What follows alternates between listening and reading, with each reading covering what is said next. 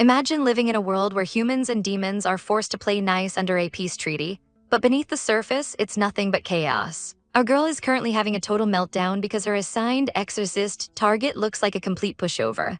Are you kidding me? She's just a tiny chick. She yells, staring at her phone in disbelief while standing outside the mission zone. But don't let the cute pink hair fool you, because this little nugget is packing some serious heat. As she steps into the facility and ties her hair back, you can see the determination in her icy blue eyes. Someone thinks she won't last 10 seconds, but they clearly haven't met our heroine yet. Inside, a thirsty succubus is busy draining the life out of some poor guy, thinking she's got a free meal. The demon is literally hovering over him, ready to finish the job. It's a pretty gruesome sight, with the demon's wings spread wide in the dimly lit room. Hey, over here, leech. Our girl snaps, sliding into the room with zero fear. The succubus is genuinely confused that a mere human would dare to interrupt her dinner. How about you leave him alone and come with me? Our heroine suggests, though her tone says it's definitely not a request. Before the demon can even blink, our girl unleashes a surge of power that freezes the air itself. With a savage flick of her wrist, she sends a wave of energy crashing forward. She grabs the victim out of harm's way and delivers a brutal ice-cold strike. The succubus is sent flying through a glass partition, shattered shards raining down everywhere.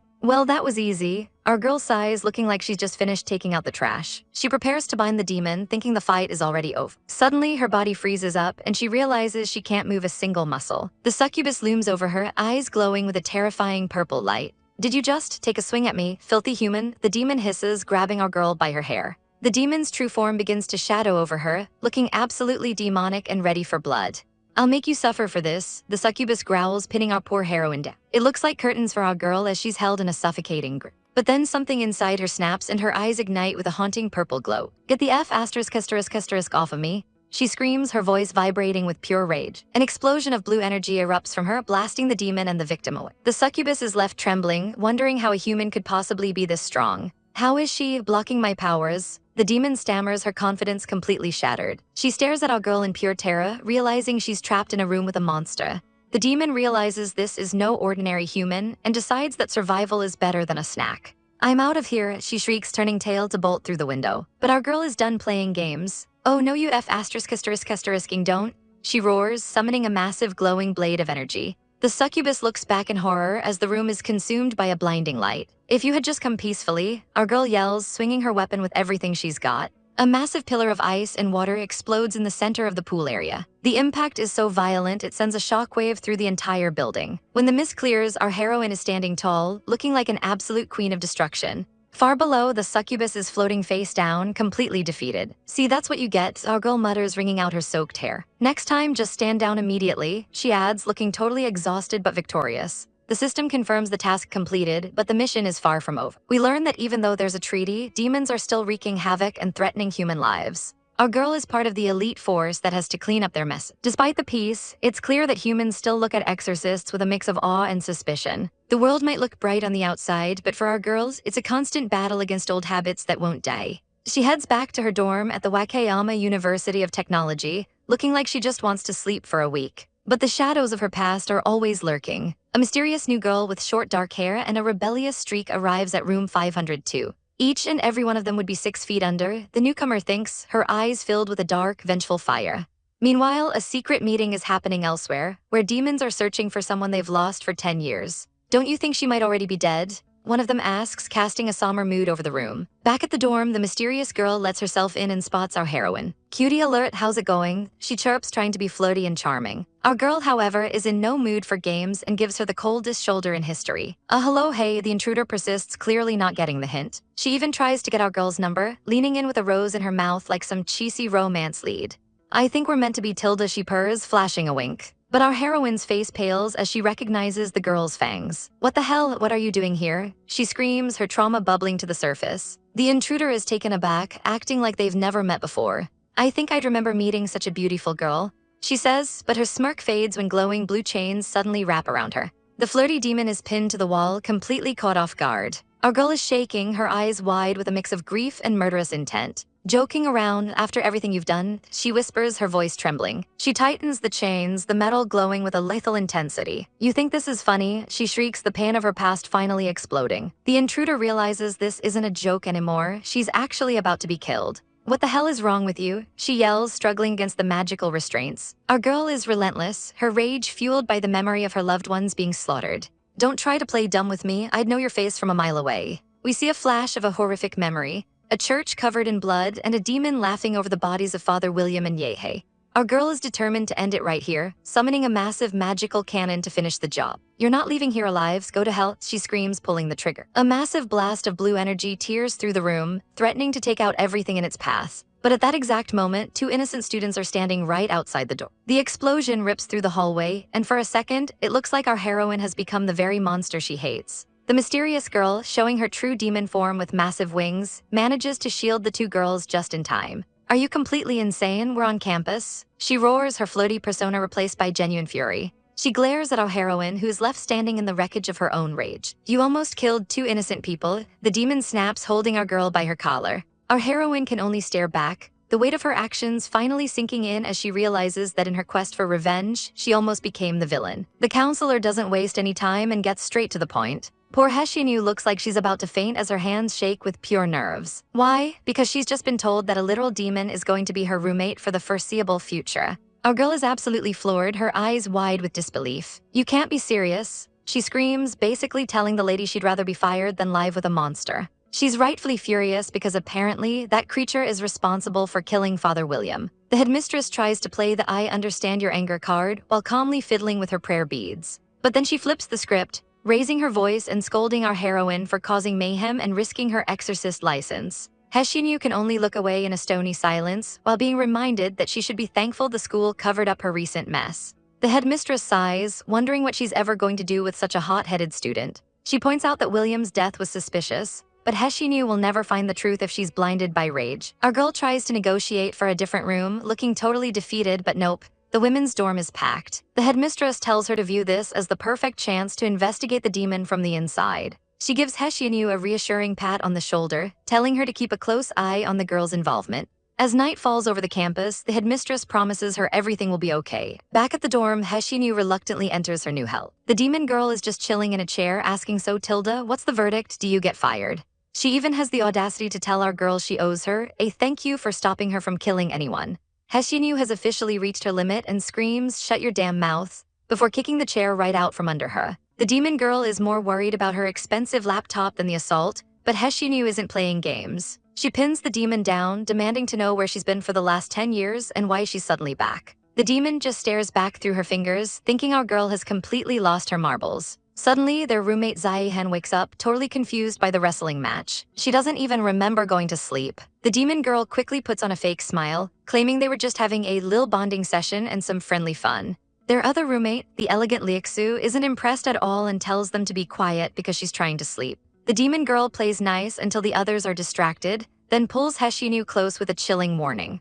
I'm very confused about why you're mad at me, she teases, before telling Heshinu to get a hold of herself unless she wants the roommates to have their memories wiped a second time today. Little does she know our girl was pulling a fake sleep and is watching her every move from the top bunk. The demon leaps out and Heshinu isn't about to let her escape. She confronts her on the roof, shouting that she won't let her out of her sight. The demon just smirks from the edge of the roof and tells her to try and keep up. Our girl sprints after her, realizing the demon just teleported over to the men's dorm.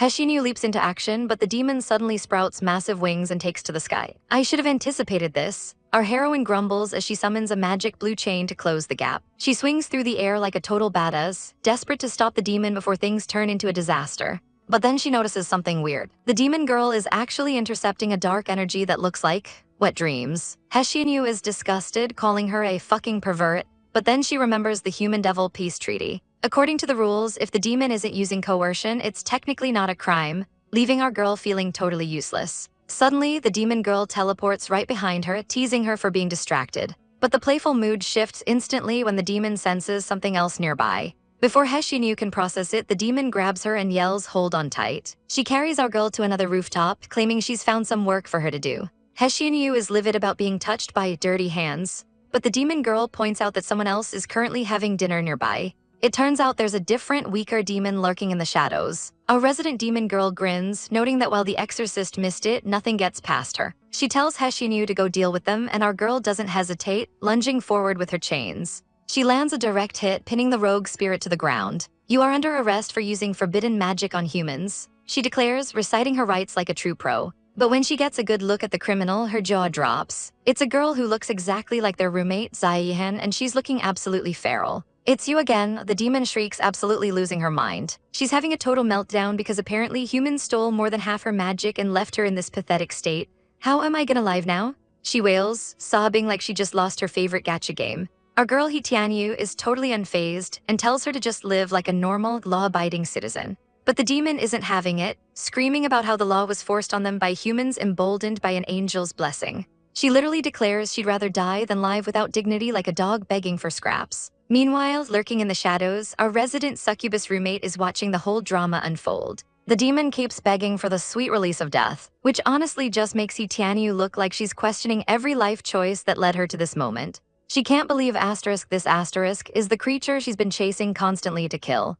Outside, the heavy hitters arrive and this guy with a nasty scar starts checking ID. He's impressed by the credentials, but he's got a massive ego about being combat personnel. The roommate is confused about what a civilian post even is. And this jerk doesn't hold back. He explains that they're basically the tech nerds of the Exorcists Association who can't actually hold their own in a fight. He goes as far as calling them charlatans who do nothing but bring shame to the name. Xiao Yu's ID clearly lists her in the magic technology department, which explains the disrespect. The guy walks off like he owns the place. But as soon as they're alone, the roommate starts poking the bear, mocking Xiao Yu for not standing up for herself. Bad moves, our heroine snaps and pins her to the wall in a heartbeat. "What do you want? Why did you take me to the demon? To use me and get rid of the competition?" she demands, her eyes glowing with pure rage. The succubus tries to play it cool, claiming she was just doing her duty as a civilian to guide an exorcist to a criminal. She even has the audacity to suggest they exchange secrets. She wants to know why Xiao Yu chose a civilian post, and in return, she'll reveal why she's lurking around the school. But Xiao Yu isn't falling for the trap. She slaps her hand away and tells her to quit the schemes. "I'll find an opening and bring you to justice eventually," she vows, walking away. The succubus just watches her go, calling her an insignificant insect with a smirk. Back at the dorm, the roommate is out cold and drooling like a baby. Xiao Yu watches her, refusing to believe that lame excuse about only feeding on sexual fantasies. She decides right then and there that she needs to monitor this girl even more closely. The next day, it's total war in the lecture hall. Xiao Yu is on a mission. During lunch, she decides to sit right next to her target. The succubus literally spits out her drink in shock when Xiao Yu refuses to move to the other side. And it gets even better. Every time the succubus tries to talk to a guy, our girl is right there, looming in the background like a vengeful spirit. Naturally, the guys get creeped out and bolt, leaving the poor succubus sitting in a literal spotlight of social despair. By nightfall, the succubus is back in bed, crying her eyes out because she's absolutely starving. She feels like a total disgrace to the succubus race. See, most succubi stay in female form because there are way more human men to feed on. But our girl here failed her transformation magic. She's been barely surviving on scraps of fantasies just to maintain her minimum energy. Her stomach is growling so loud it could wake the dead. Suddenly, she wakes up in the middle of the night and realizes she can't move. She thinks she has a sleep paralysis demon, but the reality is way weirder. She's been completely wrapped in glowing magical chains. And who's at the other end of those chains? Xiao Yu, who is sound asleep and cuddling her like a teddy bear. The succubus is absolutely losing it, screaming internally, "What's going on?" as she's trapped in the world's most awkward magical snuggle. Our girl wakes up to find her bed is getting a little too crowded for comfort. "Oh, it's far too cramped here," she snaps, trying to shove her roommate away. But the blonde beauty Xiao Yu is out like a light, and those glowing blue chains aren't helping the situation one bit. "Can you head back to your own bed?" our succubus demands, but she's met with nothing but a sleepy groan. As the morning light hits, our poor heroine is stuck in a tangle of limbs and magic. She realizes those chains are tighter than she thought, binding them together in a way that's definitely not in the roommate contract. When their feet touch, our girl nearly jumps out of her skin. "What the hell?" she shouts, though a smug voice in her head notes that despite the blonde's unpleasant attitude, her body seems a lot more honest than her words. Xiao Yu looks absolutely miserable being forced into this cuddle session. Our girl doesn't care though. She takes a deep breath, literally inhaling the sweet, sweet essence of her roommate. Xiao Yu can only blink in confusion as our girl basically huffs her like a premium candle. Lying there, our girl realizes she's been looking at things all wrong. Oh right, she thinks, a light bulb going off in her head. She spent so much time being conservative, she forgot a very important fact of life. As she stares at their joined hands, she realizes that women have desires too. If the men are all terrified of her, why not just change the target audience? Wouldn't competition be a lot less fiercer if I targeted women instead? She muses with a wicked grin. The next morning, our girl is on a mission, and that mission involves a crop top and some serious gym time. "Woo, your abs," the other girls scream, practically tripping over themselves to get a look. They can't believe a girl can actually get a six-pack like that. Our girl is suddenly the most popular person on campus, surrounded by a swarm of admirers. Wanna get a feel of them? She asks, leaning back with peak cool girl energy. Aren't you guys lucky to be able to look at these amazing abs every day, Tilda, she teases. Meanwhile, the glasses-wearing friend is in the back, sweating bullets and muttering that it's definitely not an everyday occurrence. One girl is nearly fainting from the scandalous sight of a stomach, but the others are hooked. Our girl even approaches a girl in a blue top, asking for some guidance on what women actually like. She never expected that the abs that scared off every guy in a 10-mile radius would have such a strong appeal to the ladies. She's practically hugging her new fan club, thinking to herself that at this rate, she'll be feasting on essence in no time. But the party atmosphere takes a nosedive when someone asks where her roommate is. Our girl freezes. She can feel a dark, murderous aura radiating from the corner of the room. There stands Xiao Yu, looking like she's about to summon a demon just to have someone to punch. I think you guys pushed her into that corner, someone whispers as the dark clouds literally manifest around the blonde. The other students are terrified, warning each other not to make eye contact. The glasses girl tries to defend her, claiming Xiao Yu is just aloof and actually quite gentle. Yeah, right, touch a single hair on them and I'll kill you, Xiao Yu growls, looking like a literal monster. Our girl is sweating now, like hell she's gentle, she's a total lunatic. She screams internally. Later in class, our girl is trying to catch some Z's during a boring lecture. Suddenly, she catches a scent. Who's getting horny in the middle of class? She wonders, sniffing the air like a bloodhound. She tracks the scent to the girl in the blue top sitting right next to her. You can never judge a book by its cover, she thinks, leaning over to see what's got this girl so worked up. She peeks at the girl's tablet and her jaw hits the floor. What the fuck? She screams internally. Our girl is absolutely floored. My god, I could have never known that's one hardcore fetish, she thinks, looking at the quiet girl with newfound respect. She decides to have a little fun and cracks her knuckles. The girl in blue is sweating, her secret hobby exposed to a literal succubus. Our girl leans in close, whispering, "What are you reading? Let me have a look too." The poor girl is blushing so hard she might explode, finally letting out a loud ahem to try and save face. "Please behave yourself," she squeaks, shoving our girl away. Our heroine just rubs her sore cheek, pouting. But the real danger is behind her. Xiao Yu is watching the whole interaction with eyes that could melt steel.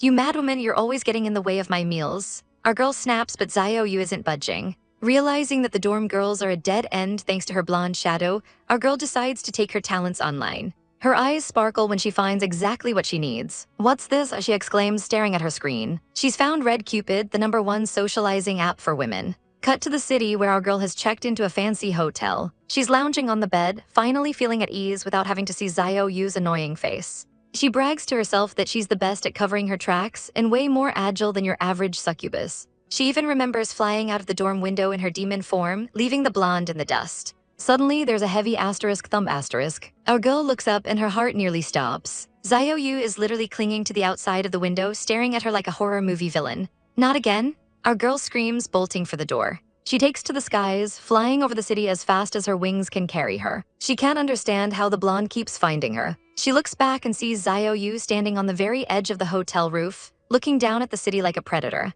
Xiao Yu is actually on the phone with someone named Opal, who's screaming at her for missing her orders. "Stop assigning me orders already, I don't need to work for the company anymore," Xiao Yu yells back. Opal is shocked. "Don't tell me you found that succubus," she asks as Xiao Yu sprints across the rooftops. Opal reminds her that she's the one who taught her summoning magic, but Xiao Yu isn't listening. She sees a cruise ship departing and panics. She can't lose her target now. "I'm reporting you for offering private services as a hired roughneck," Opal threatens, but Xiao Yu just hangs up on her. "Sorry, Opal," she mutters, her eyes glowing with resolve. "But that succubus owes me a debt that needs to be paid in blood." Back in another room, our girl is in a bathrobe, trying to relax after the chase. There's a knock at the door. "Whoa, you sure arrived quickly," she says, thinking her date from the app has arrived. She opens the door, expecting a fun night, but instead the door is slammed open. "Who were you waiting for?" A voice growls. "It's Xiao Yu." The blonde walks into the room with terrifying calm. She's checking her phone, thinking she's finally shaken off that ghostly woman after a quick shower. Our girl is lounging on the sofa, feeling pretty good because her sister didn't even get mad about the change of plans. But then a sudden knock at the door ruins the vibe. "Even if she's close, isn't it too soon?" she mutters, looking toward the door with a suspicious glare. She opens it up expecting a friendly face, but the mood shifts instantly. A heavy hand slams against the door frame, stopping her from closing it. It's her. The relentless blonde woman stares her down with a look that says our heroine is in deep trouble. "Who are you waiting for?" she asks coldly, and our girl can only scream, "Why?" In pure frustration, the intruder doesn't even wait for an invitation, barging right into the apartment. Our poor heroine is losing her mind, shouting, "How on earth do you find me every time?" The blonde makes a beeline for the sofa, reaching for the phone. "Don't touch my phone," our girl screams, lunging to protect her digital secrets. She dives through the air with a look of pure desperation on her face. But she's no match for this woman's reflexes and ends up face-planting onto the floor. Before she can even crawl away, glowing blue chains wrap around her ankles, pinning her down. She's left shaking on the floor, wondering how things went south so fast. Meanwhile, the blonde is scrolling through her chat logs, and she is absolutely disgusted by what she sees. "You spend a lot of time talking to people and you even run away from me," she growls, her eyes burning with jealousy. "Just to sleep with humans?" she demands, looking down at our girl with pure contempt. Our heroine isn't taking that lying down, snapping back, "What do you mean just for?" She starts a whole rant about the job market, shouting, "You have no idea how competitive the succubus life is right now." We see a glimpse into her struggle. "Modern humans are so overworked and cold-blooded that it's impossible to get a decent energy meal anymore. How can you understand how hard it is for me to eat a full meal?" she cries out. The blonde just sighs, tossing the phone aside as if the whole dating scene is beneath her. She stands over our tied-up heroine, asking what all this trouble is really for. "Wouldn't it be enough to just burn, kill, and loot like before?" she asks, her eyes glowing with a terrifying blue light. She looks like a straight-up villain right now, looming over our girl with zero mercy. She raises her boot, ready to deliver a humiliating stomp to our girl's face. But our girl catches the boot, her eyes glowing pink with fury. "I've been in a good mood all day and you even smack your nose on your face," she hisses. Suddenly, a voice from the door interrupts the showdown, asking if they have the wrong place. The blonde doesn't even move her foot, keeping our girl pinned while the poor visitor stares in shock. "No, you are not wrong," our girl shouts, trying to maintain some dignity. She tries to scramble away, her eyes wide as she realizes how bad this looks. There's a literal boot print on her chest now. Talk about a bad day. The visitor takes one look at the chaos and bolts, shouting, "I'm sorry to bother you." With the witness gone, our girl finally snaps, her shadow growing massive wings and horns. "Are you satisfied now?" she asks, her voice dripping with demonic malice. She lunges forward with a powerful smack, ready to end this once and for all. The succubus finally comes out to play, diving at her tormentor with everything she's got. The force of the impact sends shockwaves through the room. She pins the blonde down, her voice low and dangerous. "Since you like to hang around in front of me so much, then I'll start with you as an appetizer," she declares. It's a total role reversal as our girl towers over her, eyes glowing with predatory intent. Her demonic tail lashes out, showing she's not playing around anymore. The struggle is so intense that furniture is flying everywhere. Even after all that, we get a little chibai moment showing they're still at each other's throats. Hai Yao reminds us that as a succubus, she's supposed to be a master of spiritual magic. Her race is famous for making humans obey their every whim. But as she tries to pin the blonde down again, the woman just stares up at her, completely unfazed. "What are you doing?" she asks, sounding more bored than scared. It turns into a messy scuffle on the floor, with the blonde asking if she's had enough yet. Our girl has to admit that her magic might be a little mediocre. "What's your skull made of?" the blonde asks after a particularly failed headbutt. Once again, our poor heroine ends up in chains, crying out about how unfair the situation is. The blonde mocks her three-legged cat magic, leaving our girl wondering how she even knew about her secret techniques. "I've never told anyone such a humiliating thing," she groans, feeling totally exposed. She's forced to follow along as the blonde drags her by the energy chain like a pet. "Make up your mind not to open your mouth, right?" she snaps, still resisting. But eventually, she's forced to play along with whatever crazy plan this woman has. Fast forward to the weekend, and they've ended up at a super luxurious KTV club. Our girl is looking sharp in a black crop top, but she's clearly looking for an exit. "You go first, I have to go to the toilet, Tilda," she chirps, trying to sneak away. But of course, the blonde isn't letting her out of her sight and insists on coming along. They walk down the hall together, the tension thick enough to cut with a knife. The other guests can't help but stare at the intense duo as they pass. They enter a private room, the door clicking shut behind them. "Is this a toilet?" the blonde asks, but before she can react, our girl grabs her arm and pulls her in. She slams the blonde against the wall, a smug smirk on her face. "It's time to change the role of the boss this time, right?" she whispers. She leans in close, finally taking control of the situation. "Tell me, why do you seem so familiar to me?" she asks, her eyes searching the other woman's face. The blonde doesn't flinch, simply stating, "I've been looking for you for the past 10 years, isn't it normal to be familiar with you?" Our girl pauses, her red eyes glowing in the dark as she processes that bombshell. She suspects that there are a lot of important parts that this woman has been hiding from her. The blonde tries to end the conversation, saying toilet time is over. But our heroine isn't done yet, grabbing her from behind and refusing to let go. Suddenly, the blonde's expression changes as a strange sensation washes over her. A thick purple mist begins to fill the room, and our girl is the one holding her up now. Who is spreading spiritual magic through central air conditioning? The blonde realizes, but it's already too late. She glares at our girl, calling her a bastard for the diversion, but our heroine just laughs. "Haha, don't be so nervous, Tilda," she coos. The blonde collapses onto the sofa, her body growing weak from the magical trap. Our girl places a finger over her lips, leaning in close. "This is just a simple mental disturbance, and it does no harm to the human body, Tilda," she teases. She looks down at her captive with a predatory glint in her eyes. "I'd rather see how you can stop me this time," she whispers, relishing her victory. The blonde is completely at her mercy now, struggling against the haze. Our girl leans into her ear, whispering, "You smell very attractive now, Tilda." And just like that, the tables have finally turned, with our succubus heroine pulling all the strings. The blue-haired demoness leans in close, her eyes gleaming with a dangerous hunger as she mocks our girl's apparent submission. "As expected of the power of an old woman," she purrs, "you can tame your stubborn donkey with just this little bit." She's clearly enjoying this way too much, thanking our heroine for providing such a rare happy meal. But the playtime ends abruptly when she pins our girl down, her voice turning cold as she demands to know which bastard told her about her secret weakness. Our girl doesn't flinch, her own eyes glowing with a haunting purple light as she delivers a chilling response. "You told me that yourself." This sends the demoness into a total tailspin because there's no way she'd ever be that vulnerable with a human. She insists they only met recently at school, but our heroine isn't letting her off the hook, asking how she could possibly forget their history. The demoness starts spiraling into a full-blown emotional breakdown, accusing our girl of playing with her and throwing her away like garbage every single time.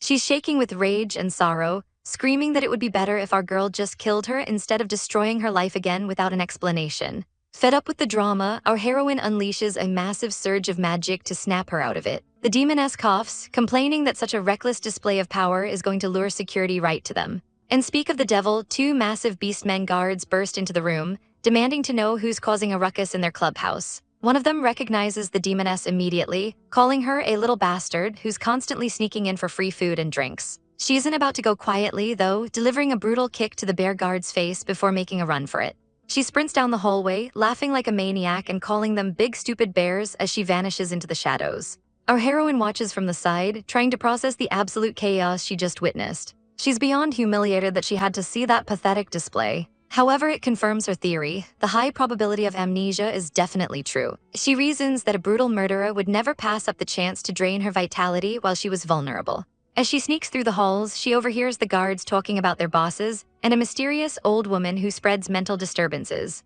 She starts connecting the dots, wondering if these hidden superiors are the ones pulling the strings behind the priest's death and the demoness's memory loss. Returning to the karaoke room, she finds the demoness acting like nothing happened, while their friend complains about her taking forever in the bathroom. Our girl sits there in silence, convinced that a much bigger conspiracy is being deployed. She joins them on the couch, looking absolutely exhausted by the layers of lies surrounding her. While their nerdy friend belts out love songs on the mic, the tension between our heroine and the demoness is thick enough to cut with a knife. Our girl decides to do some digital digging, looking up the nightclub's owner, Xiao Yu. She realizes this place is a front for a gray industry that harvests desire. Flashbacks of the demoness in her true, blood-soaked form haunt her, and she tries to log into the Exorcist Society database for more answers. Seeing the demoness acting like a total fool next to her only confirms that the monster she once knew is effectively gone.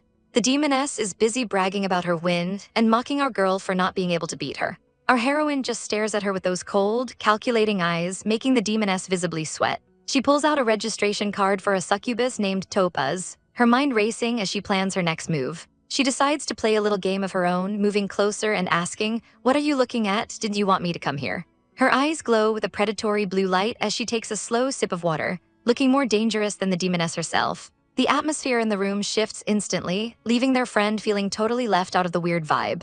In a move no one saw coming, our girl leans over and rests her head on the demoness's shoulder. The demoness is stunned but quickly recovers, posing for a cute photo while shushing their friend. But our girl isn't actually sleeping, she's seething. She starts faking tears in her sleep, whispering "don't, why," to bait her prick. The demoness finds this really interesting, marveling at how our girl seems like two different people when she's awake versus asleep. She wonders if these tears are sincere or just a calculated lie, reaching out to touch our heroine's face. Big mistake, our girl's hand snaps up, grabbing her wrist in a vice grip. I didn't mean to wake you up," the demoness stammers, but the look on our girl's face says she's already dead. In the blink of an eye, glowing blue magic chains erupt, binding the demoness tightly to the couch. The demoness realizes too late that she was the one being played the entire time. Our heroine isn't crying anymore, she's in total control. High above the sleeping world, a winged demon soars through the moonlight, clutching a small child in her arms. The little girl looks down, her eyes sparkling with pure wonder at the twinkling lights below. "How's it going? Isn't it beautiful?" the demon asks with a deceptively sweet smile. The child is completely mesmerized, shouting out a happy "yeah" as they glide through the stars. The demon chuckles, acting like the perfect guardian. "That's great, it's good that you like it," she purrs, before her expression shifts into something far more sinister. Suddenly, the warmth vanishes as the demon holds the girl out over the empty air. The child whimpers, her jaw turning to confusion. With a chilling lack of remorse, the succubus sneers, "It's hard for me to find such a suitable location as your final grave." Before the poor girl can even scream, she's dropped, plummeting toward the jagged rocks below. She falls into the dark abyss, certain that this is the end. But wait, a hand suddenly snaps out and grabs her wrist with a violent jolt. It was all just a nightmare. Our girl Xiao wakes up in a cold sweat, realizing she's actually in her dorm room, staring right into the eyes of her roommate Xiao. The tension in the room is thick enough to cut with a knife as they glare at each other. "What's the matter? What did you dream about?" Xiao asks, though she doesn't exactly sound concerned. Xiao feels like she's being crushed under the weight of the moment. Naturally, their constant bickering hasn't gone unnoticed by the rest of the class. "Everyone, classmates, if you have something to say, let's talk." One girl tries to interject, but she's quickly shushed. The other students are basically eating popcorn watching this drama unfold. Why are they arguing again? They whisper, wondering what the deal is with these two. One of the roommates, acting like a total shipping detective, crosses her arms and sighs at the ignorance of her peers. "Can't you see what the relationship is?" she asks, convinced they're in some kind of secret holiday relationship. She starts flashing back to when Xiao first moved into the dormitory. In her mind, she's playing back scenes like a romantic movie. She theorizes that because Xiao is so closed off, it's impossible for her to be this intimate with a stranger. "So there is only one truth," she declares, adjusting her glasses.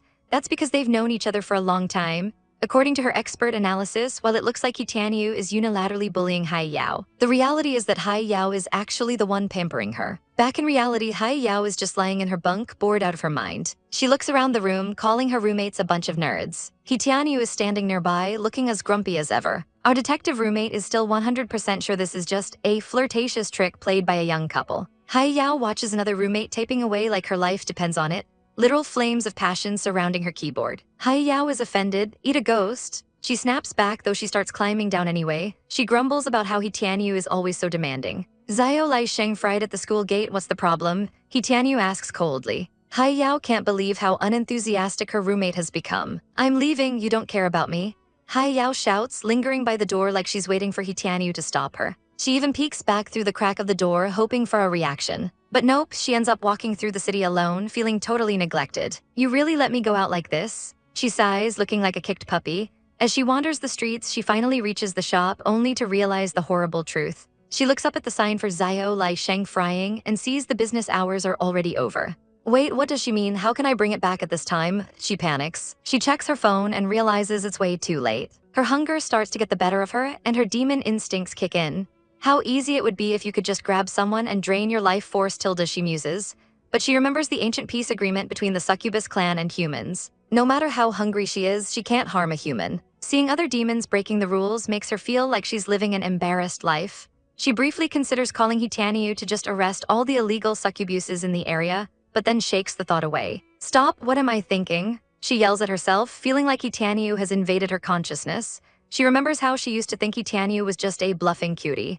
But now she knows the truth. The girl is more like a vicious little dog that bites and gets in the way. Trying to ignore her growling stomach, Xiao sits on the edge of a skyscraper looking over the city. She tries to eat the ambient energy in the air, but it's disgusting. "Phew, what a piece of, it's dry and chewy, it's awful," she complains. She misses the fresh energy of the university students. But every time she tries to relax, Xiao's face pops into her head again. "What's wrong with me? Why think about such unlucky things?" she cries out. She starts to feel uneasy, wondering if that hunter is going to jump out of nowhere. Rewinding to a few hours ago, Xiao was walking through the same seedy part of town. The breath of monsters is filled everywhere, which is really disgusting. She thinks, ignoring the creeps trying to hit on her. She senses something wrong and immediately jumps into action. She realizes some demon is expanding the maliciousness of the men in the area and shuts it down instantly.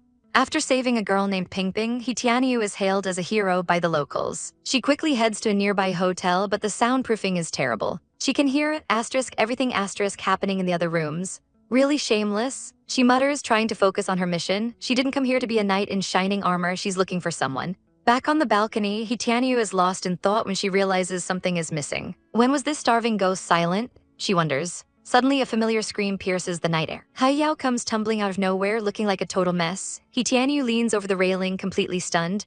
"I knew it, how did you come out of there?" she demands, while Xiao just hangs there, caught in the act of being a total disaster. Our girl isn't playing around today. She confronts the blue-haired devil, asking what she's planning this time. She demands the succubus leave the neighbor alone, even going as far as to partially freeze her in ice. The devil is absolutely mortified. blushing as our girl points out that the entire building probably heard her shouting. But the succubus isn't deterred for long, clinging to our girl's back and calling her anomalous. Our heroine has had enough and pins her against the wall with a lethal glare. "Whenever you dare to think badly about that woman, I'll blast you to death," she threatens, her voice cold as ice. The devil just scoffs, mocking her superhero cosplay and calling her cheap. Suddenly, the blue-haired girl gets a bright idea. She realizes our girl is just worried about her hurting humans and gets way too excited about it.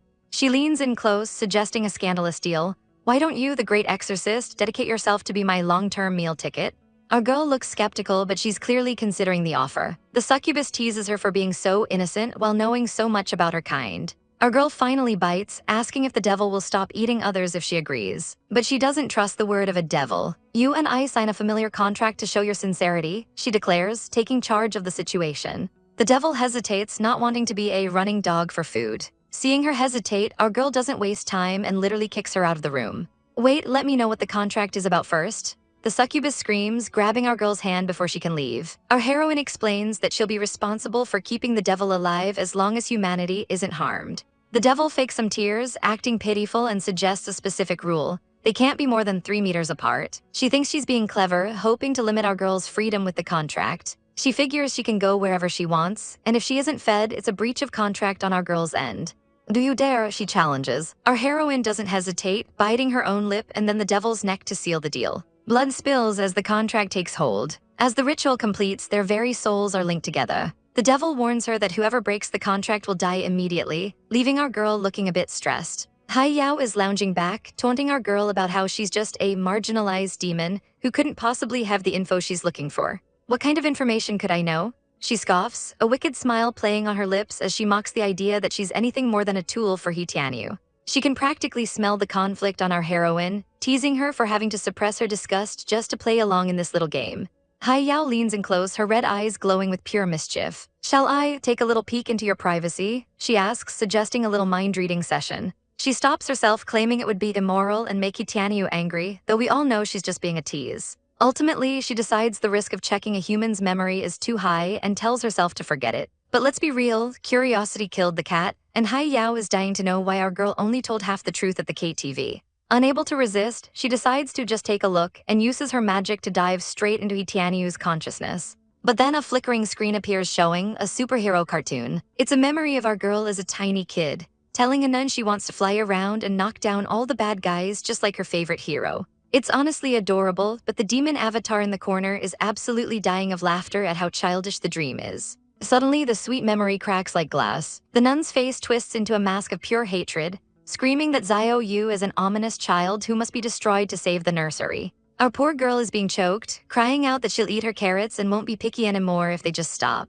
Just as things look their darkest, a massive gust of wind blows the evil nun away. Xiao Yu looks up through her tears to see a winged figure silhouetted against the moon. Her very own superhero has arrived. "Wait, is that Xiao?" Little Xiao Yu finds her hero lounging in a tree and begs to join her team. Xiao is totally confused, but she doesn't correct the kid when she's called a superhero. She just smirks, realizing this human brat has some serious guts for coming to a place where the birds don't even ***T. Adult Xiao, watching this from the sidelines, is absolutely mortified to realize her childhood idol was actually this annoying demon all along.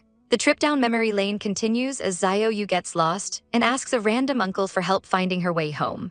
He acts all nice, leading her down a dark, eerie alley, but he's actually a total creep planning to sell her off to pay his gambling debts. Thankfully, a succubus captain appears, revealing his disgusting thoughts before putting the trash-tier human into a never-ending nightmare. She officially recruits our girl into the Obsidian team, and Xiao Yu is more than ready for her first flight. They head back to the secret base, flying over scenes of monsters that are definitely not for the faint of heart.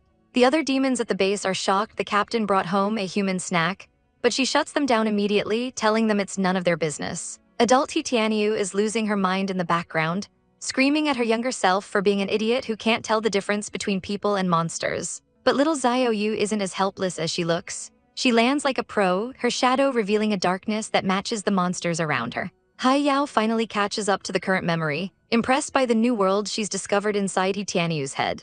But our girl isn't having it, telling her to get out while they fend off manifestations of her inner turmoil. Suddenly, a pained groan echoes through the room as our girl begins to toss and turn in her sleep. She's clearly trapped in a nightmare, gasping for air as her body contorts in pain. Beside her, the demon girl's eyes snap open, glowing with an eerie, unnatural light as she senses something is very wrong. She looks around the darkened room, her expression a mix of confusion and alarm as the atmosphere grows heavy. But before our heroine can even scream, a dark shadow looms over her, and a cold hand slams down to muffle her cries. A terrifying surge of pink energy is ripped from the scene, swirling like a spectral ribbon in the air. As the dark force retreats into the shadows, it leaves behind a trail of shimmering mist that slowly dissipates. Our girl bolts upright in bed, her face pale and drenched in cold sweat. She gasps, her heart hammering against her ribs like a trapped bird. Suddenly, the demon girl collapses onto the bed, burying her face in the blankets and wailing in total distress. I know I'm wrong, she sobs, trembling from head to toe. She begs for mercy, claiming she was temporarily obsessed with ghosts and never meant to hurt a human being.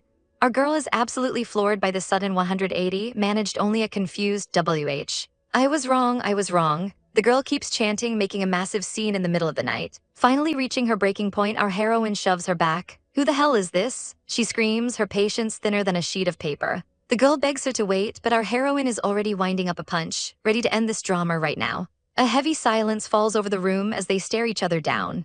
Sorry. A tiny, pathetic voice whispers from the pillows. The demon girl looks up with big, watery eyes, mumbling, I didn't mean to hurt you. I just want you to sleep a little longer. Our girl isn't buying this innocent act for a single second. Do I still have to thank you for not killing me? She roars, lunging forward and grabbing the girl by her collar. I'm asking you, who is the guy who told you to apologize like that just now? The demon girl just stares back, her red eyes wide and unblinking, offering no answers. Our heroine tightens her grip, her voice dripping with ice. She grabs the girl's face, forcing her to look her in the eye. That is, she demands, waiting for the truth. Mother, the girl finally whispers, looking completely broken. You're lying. Our girl snaps, but the demon girl counters by asking where she thinks her body came from if she didn't have a mother. Our girl points out that her body was stolen through murder, but the demon girl just sighs, looking defeated.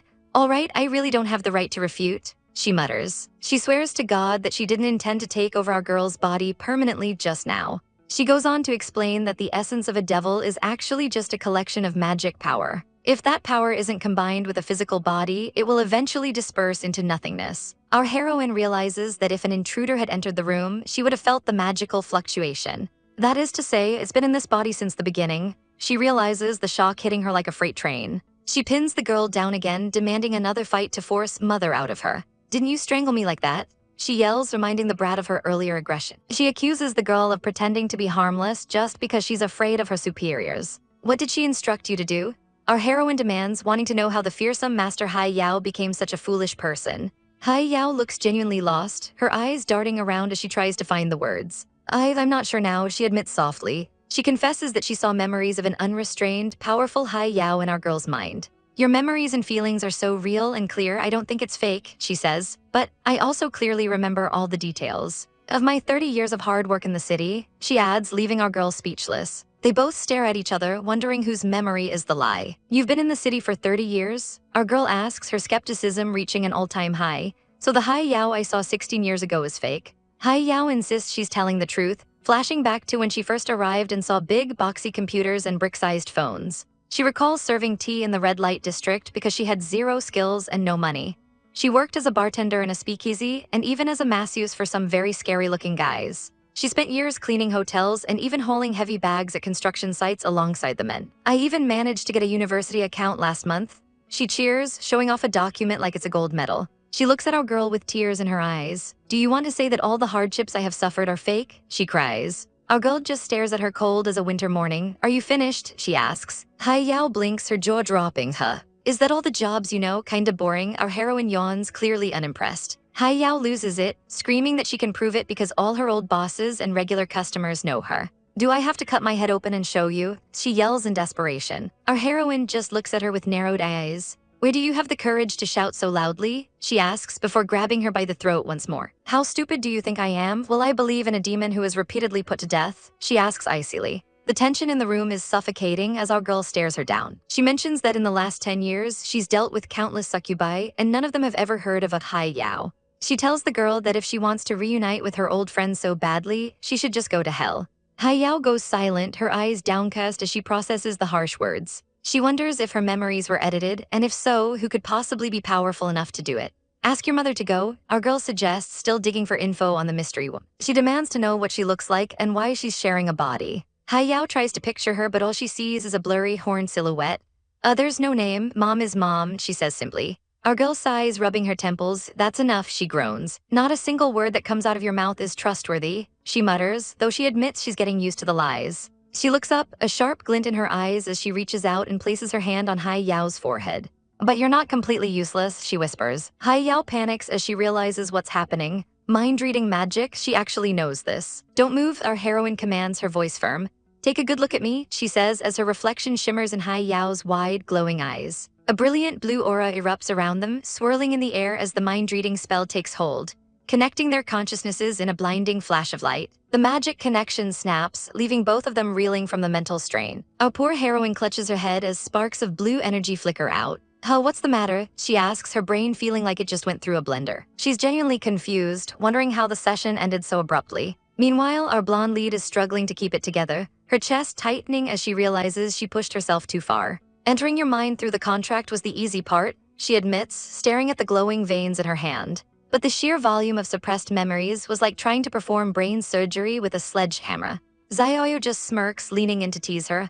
What's wrong? Turns out you can't handle it either. Why don't you just teach me what you know? She sighs, complaining about her pathetic lack of magic power. Fine then, Xiao Yu says, her eyes glowing with a sudden intensity. How do you suggest I prove who I am? The only way to settle this is to visit the scene of the crime. They head out into the neon-lit city where the streets are buzzing with life. Xiao Yu walks with confidence, sure that her old neighbors will recognize her. See, I'm telling the truth, everyone is so warm to me today, she brags as people start waving. They're all greeting me. She cheers, but her smile fades when she hears someone shout, "Little sister, thank you for the help." Except the crowd completely ignores her and swarms our blonde lead instead. It was you who took down that creep Jian, wasn't it? They shout, offering her jobs as a bodyguard and shoving business cards into her hands. Xiao Yu is absolutely losing it. Are you actually such a social cow? She screams, feeling invisible. She corners a shop owner, demanding, I eat at your place all the time, don't you remember me? The man just looks at her like she's a crazy drunk. Who are you? Get away from my store, he barks. Every rejection feels like a literal dagger to her heart. See, this is the truth, the blonde lead says coldly. Maybe all your vivid memories are just a dream someone fed you. Xiao Yu refuses to believe it, insisting that no dream could be this clear. But as they hit up the hotel and the local clubs, the result is always the same. Nobody has a clue who she is. She eventually collapses on the pavement in total despair. I struggled so hard, I saved every penny, she sobs, her world crumbling. Wait at the bank, we can check my salary statements. But when they pull up the records, the blonde lead shows her the screen. There's only one card in your name, and it was opened recently with a single massive deposit. Xiao Yu stares at her phone, her hands trembling. The transaction history is a nightmare, nothing matches her memory. She looks like a literal ghost of herself, whispering, how did this change? Are you really willing to keep living like this? The blonde lead asks, stepping into her personal space. Why do other succubi live so freely while you live like a down-and-out dog? She gets inches from Xiao Yu's face, her voice dripping with provocation. Who took your life and treated you like a pawn? Don't you want to take it back? She reaches out a hand, offering a way out of the lie. Xiao Yu hesitates for only a second. Of course I want to find the truth, she declares, firmly grabbing her hand. Back at a cafe, they start sorting through the mystery. Xiao Yu's notes are a mess of questions about Father William and her missing decade. So you think I've been a ghost for 10 years, she asks. She explains how her ordinary life felt so real until it suddenly merged with reality last month. How did you even know I was the Hai Yao you remembered? She asks, setting her phone down. It's simple, the blonde lead replies, gesturing to the empty plates. Your magic, your combat skills, and that excited expression you had when you invaded my consciousness, those can't be faked. Xiao Yu buries her face in her hands, remembering her restless mood and the dark energy that used to consume her. In her memories, she was a predator, only thinking about getting rid of anyone in her way. Maybe you were just inspired by the tyrannical instinct of your past self, the blonde lead suggests. Xiao Yu looks guilty, realizing she might have raised this girl to be a killer. What's with that disgusting expression? The lead asks, noticing Xiao Yu's face. Don't tell me you're repenting. Xiao Yu immediately gets defensive. Strictly speaking, it's not my fault, I just don't want to reopen your scars. Don't be so hypocritical, the blonde lead snaps. Can you really write off what you've done just because you forgot it? She stands up, her eyes cold. If you really want to do your best, you should find the murderer who left these scabs on my back. Let her pay the price. Xiao Yu is stunned into silence. Let's go, we're going back to where it all started. With a massive pair of wings, the blonde lead takes to the sky, carrying Xiao Yu with her. They land at an old, weathered building. Is this the nursery where it all began? Xiao Yu asks. She remembers a nun who suddenly tried to kill her out of nowhere. You said she fled, but how could an earthbound spirit who's been here for 200 years just leave? The The lead asks suspiciously. Xiao Yu's stomach growls loudly, ruining the dramatic moment. I used to devour the dead to satisfy my hunger here, she admits sheepishly. Suddenly, a voice cuts through the air. Be specific. They spin around to see a woman standing there looking shocked. Is that you, Xiao Yu? She asks, staring at our heroine. She stands beneath a portrait of Daisy Bridge, demanding to know why Xiao Yu has suddenly come back after all these years. The president is getting all sentimental, watching our girl Xiao Yu grow up. She's been worried sick all these years, but Xiao Yu finally came back on her own. And she didn't come alone. The president thinks she brought a good friend. But Xiao Yu is quick to shut that down. Not friends, she snaps, while our cheeky familiar teases her about being college classmates who shared a bed.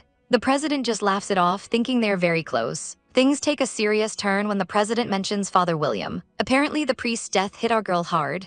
Our familiar is immediately on high alert, demanding to know who this guy was. The president explains that William adopted Xiao Yu when she was only 6 years old. This sends our familiar into a total brain spiral. Why would a priest adopt her just to make her sad? Is this some family drama or a love-hate relationship? All that thinking makes our familiar starving. While the president goes to find the archive keys, the familiar decides it's snack time. Hey, I'm hungry, she whispers, getting way too close for comfort. Xiao Yu is panicking. They're literally in the president's house. But the familiar won't take no for an answer, reminding her of the contract. Just as the president is walking back up the stairs, our girl is forced to provide a meal right then and there. Xiao Yu can't help but let out a muffled groan as the familiar bites down. Are you a grumpy puppy? The familiar teases as they barely manage to pull apart before the door opens. The president returns with the archives, totally oblivious to the spicy tension in the room. The familiar pretends she's just sleepy to explain her disheveled state. They open the old photo album and things get creepy fast. Little Xiao Yu used to play alone, but she was happily facing the air. She wasn't alone though. She claimed her friend was a nun from a portrait, Sister Tyria, who died in a fire decades ago. This spooked the president so much she called in Father William. Xiao Yu is stunned to learn the priest was watching her from afar long before the adoption. It took 2 years of formalities just to take her home. Looking at his photo, our familiar can't shake the feeling that something is off. Xiao Yu looks like she's seen a ghost, and the familiar hates seeing her so uneasy. As they leave, the familiar tries to snap her out of it with a bit of distraction. Are there more important things we haven't done yet? She asks, pulling her close. Our familiar might be a handful, but she's the only one keeping Xiao Yu grounded right now. Xiao Yu is being a total tease, asking for our girl's contact info while they're practically in each other's laps. But the mood is instantly killed when the nursery director walks in, making our girl jump out of her skin. Quick as a flash, Xiao Yu turns on the waterworks, claiming she has major travel anxiety and hasn't slept in days. She's really laying it on thick with the dizzy head act. Our girl can only watch in disbelief as this master manipulator asks for a quiet place to take a break. The director falls for it hook, line, and sinker, tucking Xiao Yu into an infirmary bed and telling her she can eat in the cafeteria later. She even turns to our heroine with a worried look, telling her she needs to take better care of herself. After the director leaves with a warm squeeze of our girl's hand, the room goes quiet. Our girl stares at her hand, feeling the weight of the director's kindness. Xiao Yu, of course, can't help but smirk. She's such a nice person, isn't she? She pats the bed, telling our girl she simply can't refuse such kindness and should stay right there with her. Our girl sighs, finally giving in and kicking off her boots. Fine, but only for an hour, she mutters. She explains it would be too much trouble to explain to the president if she left immediately. But as she adjusts herself, she reveals the striking marks across her back. Xiao Yu's eyes darken as she leans in to inspect the scars. Outside, the children are playing games of magic and make-believe, completely unaware of the tension brewing behind the infirmary curtains. Suddenly, the playfulness vanishes. Xiao Yu pins our girl to the mattress, her gaze intense. She's getting dangerously close now, her tongue grazing our girl's neck. It's not the contact that makes you ashamed, is it? Xiao Yu taunts with a wicked grin. She points out how thrilling it is to expose these desires in an unfamiliar place where anyone could walk in. Our girl tries to let out a sound, but Xiao Yu's hand clamps over her mouth instantly. SHHH, be careful not to be heard, Tilda, she purrs. Our girl can only squeeze her eyes shut, trembling under the pressure. Xiao Yu tells her they're almost done and not to push herself. But then the tables turn. Our girl surges up, pinning Xiao Yu down with a fierce look in her eyes. Xiao Yu just laughs, completely unbothered. If I scream out loud, would you be more ashamed? She asks mockingly. But our girl has had enough of the games. She summons glowing blue magic chains that snap around Xiao Yu's wrists. Xiao Yu's smug expression finally falters as she realizes she's stuck. She reaches down and literally grabs Xiao Yu by the tongue. I don't think I need to listen to this tongue anymore. Even with her tongue held, Xiao Yu tries to act tough, claiming our girl will be the one who loses in the end. She reminds the bound girl that they are in a nursery and it wouldn't be right for the kids to hear her. Xiao Yu is stunned. How can a 20-year-old be this sophisticated and ruthless? But as the initial shock wears off, a twisted sense of pleasure takes over and her mind goes blank. Our girl stares down at her, lost in thought. She notes that despite the magic, this body feels so human. She wonders if someone can really be the same person if their personality and memories have completely changed. Xiao Yu snaps her out of her trance, shouting through the gag about how dare she be distracted right now. Suddenly, a memory flashes back, a younger version of our girl being trained by Xiao Yu. Xiao Yu was harsh, screaming at her to lower her center of gravity. The poor girl was exhausted, crying that she just didn't have the strength. In the memory, Xiao Yu eventually softened, taking the girl's hand as they walked through the Golden Woods. She praised her for hiding her footprints and warned her to keep her magic in check. Our girl bolts upright in bed, gasping. It was just a dream. She looks around frantically, seeing the empty space beside her. She rips back the curtain, only to find Xiao Yu lounging comfortably on the next bed, scrolling through her phone. "You slept all afternoon," Xiao Yu chirps, calling her little sister and telling her to relax. Our girl is fuming, feeling like she wasted precious time. Xiao Yu reaches out to touch her hair, telling her she's still young. But our girl pulls away, snapping that Xiao Yu will never understand the urgency she feels. As the sun begins to set over the academy, they prepare to leave. Xiao Yu is still in a great mood, gloating about what a fulfilling weekend it's been. But their exit is blocked. Our girl stops dead in her tracks, as a mysterious woman with long hair confronts them, demanding to know why they can't just leave everyone alone. The dorm master is absolutely losing it, crossing her arms as she demands the cold, hard truth. "As dorm master, I must confirm the reason for your staying out at night," she shouts, clearly not buying whatever excuse was served up. Our poor heroine Xia Yihen tries to play peacemaker, but the tension in the room is high enough to snap a guitar string. The green-haired roommate huffs, declaring she's going to be a responsible room manager from now on, while our mysterious white-haired girl, Xiao Yu, just stays glued to her computer screen like nothing is happening. The whole room falls into an awkward, heavy silence. Naturally, the drama moves to the group chat. One roommate is practically screaming through her keyboard, asking how on earth Xia Yihen could ever describe the icy Xiao Yu as tender and lovely. But Xia Yihen isn't just making things up, she has receipts from a year ago. Back when she was a shy freshman who could barely say 10 words a day, a sudden medical emergency changed everything. While the rest of the school was away on vacation, Xia Yihen was hit with a sharp, agonizing pain in her appendix. With the ambulance an hour away, she called Xiao Yu with her last bit of strength. Unexpectedly, the girl everyone thinks is a robot rushed over in 5 minutes, carried Xia Yihen to the hospital, and even covered the medical bills. Behind that stranger facade, Xia Yihen found a delicate heart. She even learned little details like how Xiao Yu secretly hates carrots and loves mangoes.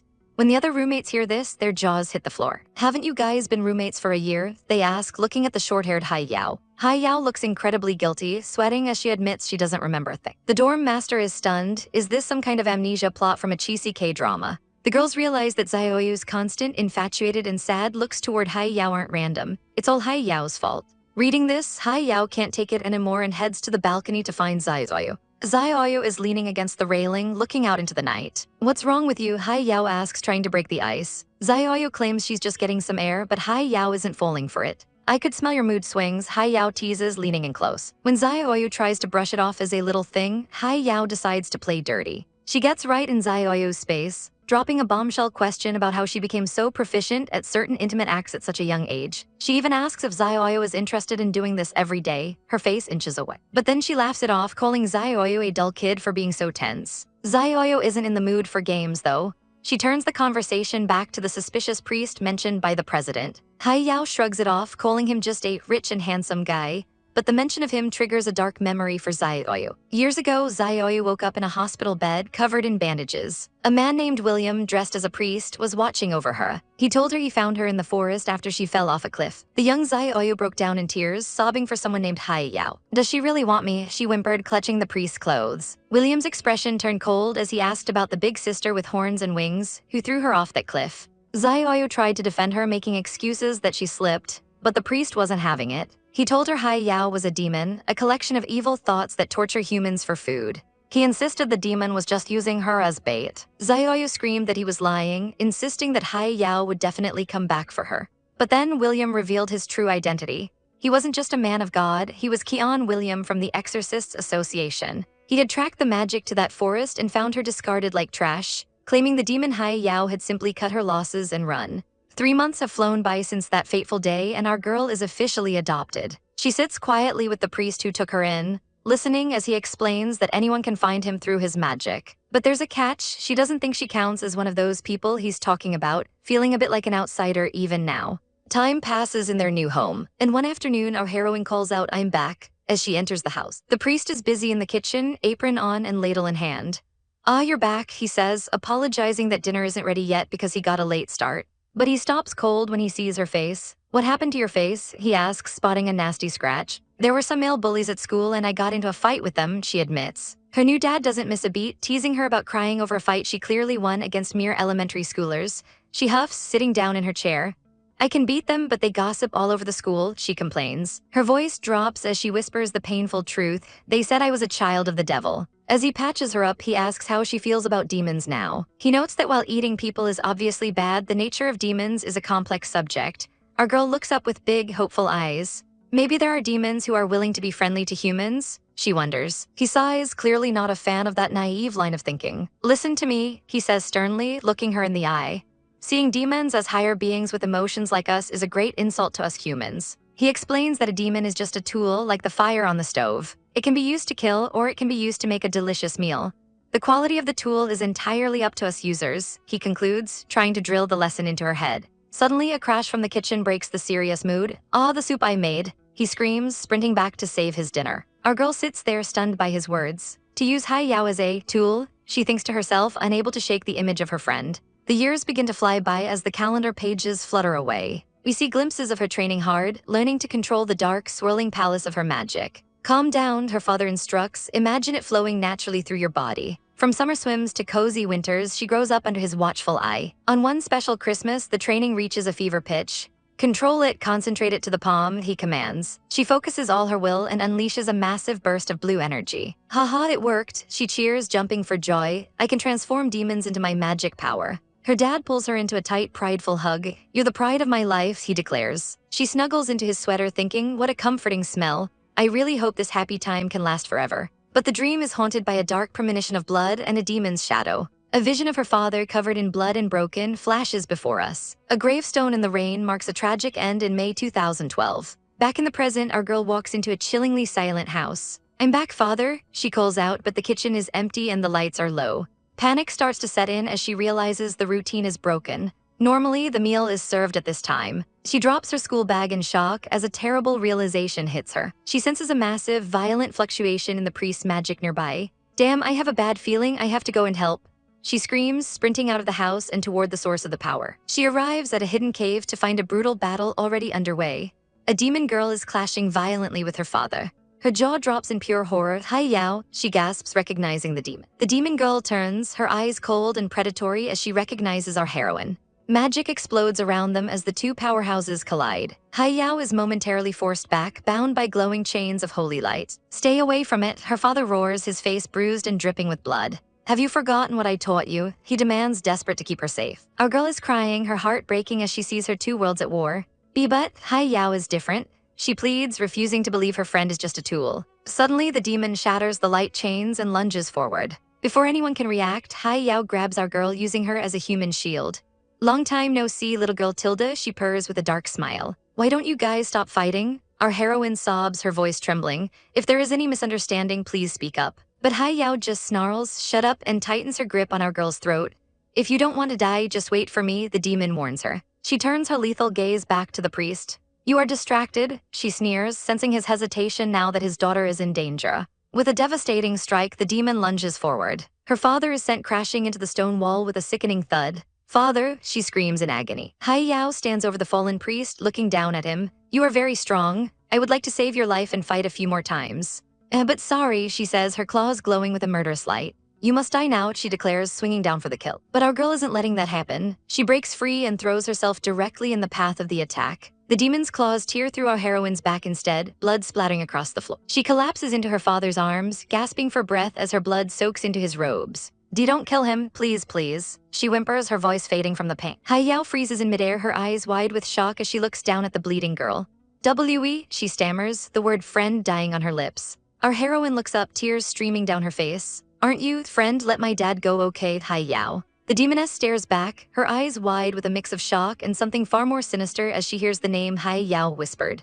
"Ah, it's annoying, stop chattering to me," she screams, clutching her head as if the very sound of her own name is a physical assault. Our poor heroine's world is literally falling apart as a dark hand reaches out, snatching the terrified young boy by the throat. Blood sprays the air in a sickening arc as Hai Yao finally snaps, her claws tearing through the priest, Keen Williams, with zero hesitation. The young boy can only watch in absolute horror, his face splattered with the blood of the man he loved, the cross around his neck a silent witness to the carnage. Hai Yao doesn't just stop at a graze, she drives her hand straight through the priest's chest, a twisted maniacal laugh escaping her lips as she relishes the kill. "Are you satisfied now?" a voice asks as the light fades from a brilliant blue eye now clouded by the shadows of death. The priest's body is cast aside, tumbling into a void of darkness as the scene shifts to the cold, clinical reality of a hospital. "How is it now?" Is she still refusing to speak? One voice asks over the steady drip of Enroman 4 bag. It's been the same story since she arrived. She's physically stable, but her mind is a fortress. The doctors are doing what they can, pumping her with antibiotics to prevent infection, but they can't heal a shattered spirit. The psychiatrist's verdict is grim. Her spirit was so traumatized that she's retreated into a self-enclosed state, and only she can decide when to come back to reality. But she's not too unlucky. At any rate, she inherited such a large fortune, one staff member remarks with a hint of jealousy. But another quickly shuts them down, whispering, "SHHH, don't say such sarcastic remarks. No matter how much money she has, she can't get her father back." As our girl lies there, a shell of her former self, the television in the corner blares a breaking news report. A massive fire has broken out at the Newton Villa, a house that was supposed to be uninhabited. The reporter's voice cuts through the room like a knife. It is reported that the head of the household is named as Keen Williams. He was found dead earlier this month, and the news of the local priest's demise has the whole community in mourning. Xiao Yu's eyes snap open, her heart hammering against her ribs as she realizes the house being swallowed by flames is her home. She doesn't care about the Roman 4 or her recovery. She throws herself out of bed, the equipment clattering to the floor. She rips the needle from her hand, blood blooming on her skin as she ignores the pain. "Xiao Yu, you can't get out of bed yet." The nurses scream, but it's too late. A sudden violent gust of wind erupts from nowhere, sending the hospital staff flying backward like ragdolls. "Is this hospital haunted?" Someone yells in terror as the invisible force clears a path for her. She's a blur of desperation, sprinting through the dark city streets, her lungs burning with every breath. In the distance, the orange glow of the inferno paints the sky, a beacon of her greatest nightmare. Her eyes begin to glow with an eerie golden light, the trauma triggering a power she can barely contain. She reaches the police line, her heart shattering as she hears the bystanders whispering, "Where did the child go?" The police try to hold the crowd back, shouting that the temperature is too high and the building is a death trap. "Captain, the temperature won't drop. What the hell is burning?" A fireman yells, unable to get close to the unnatural heat. Xiao Yu tries to break through the line, her small frame no match for the officers who grab her. "Nuo," she screams, a sound of pure agony that chills everyone to the bone. She collapses to her knees, sobbing as the last of her childhood home turns to ash before her eyes. The memory fades, pulling us back to the present where the tension is thick enough to cut with a blade. "Then why are you still alive?" Hai Yao asks, her voice dripping with a cold, calculated curiosity. Our heroine's eyes flash with fury. "You mean I should be dead?" she barks back. Hai Yao sighs, trying to play it off as a misunderstanding, reminding her that she was the only one found alive, covered in blood near the hospital. "Strictly speaking, no one actually saw who put me there," our girl points out, her fist clenching. Hai Yao smirks, leaning in close. "Then there is no need to ask. It must be me. It seems I still had feelings for you at that time." "Feelings?" Our heroine screams, the word tasting like poison. She reminds the demoness of the time she was thrown off a cliff and abandoned for years without a single visit.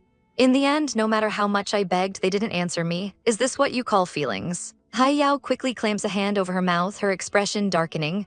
"SHHH, are you going to wake everyone up?" They take the argument outside to the basketball court, the moonlight casting long, jagged shadows. Hai Yao tries to defend herself, claiming it's unfair that she isn't even given a chance to speak. But our girl isn't buying it. "You still talk to me about fairness? Even if someone instructed you, you were obviously sober at the time. Killing the priest was entirely your own choice," she continues, her voice breaking, "and you even were laughing at him. The memory of that twisted smile as her father died is a wound that will never heal.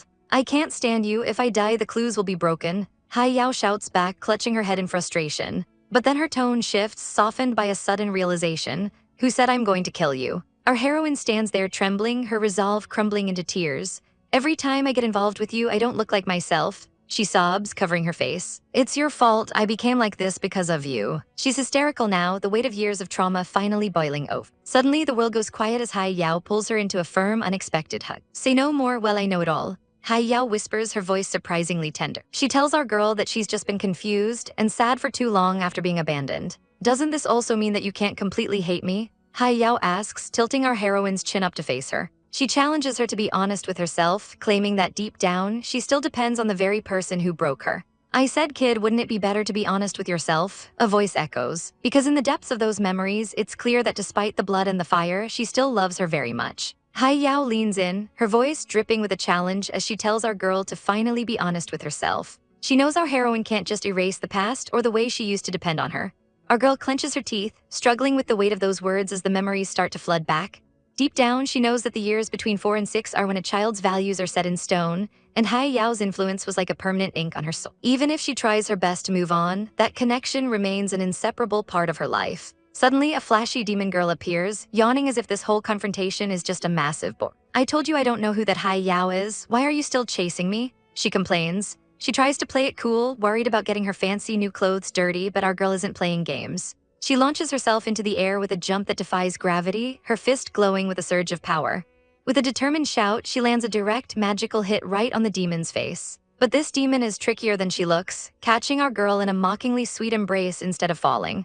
Oh my, sorry, Tilda, she chirps, but there's a dangerous glint in her eyes as she pins our heroine down. She starts digging into our girl's mind, taunting her about the privacy she just invaded. I see, you've been suffering all this time, haven't you?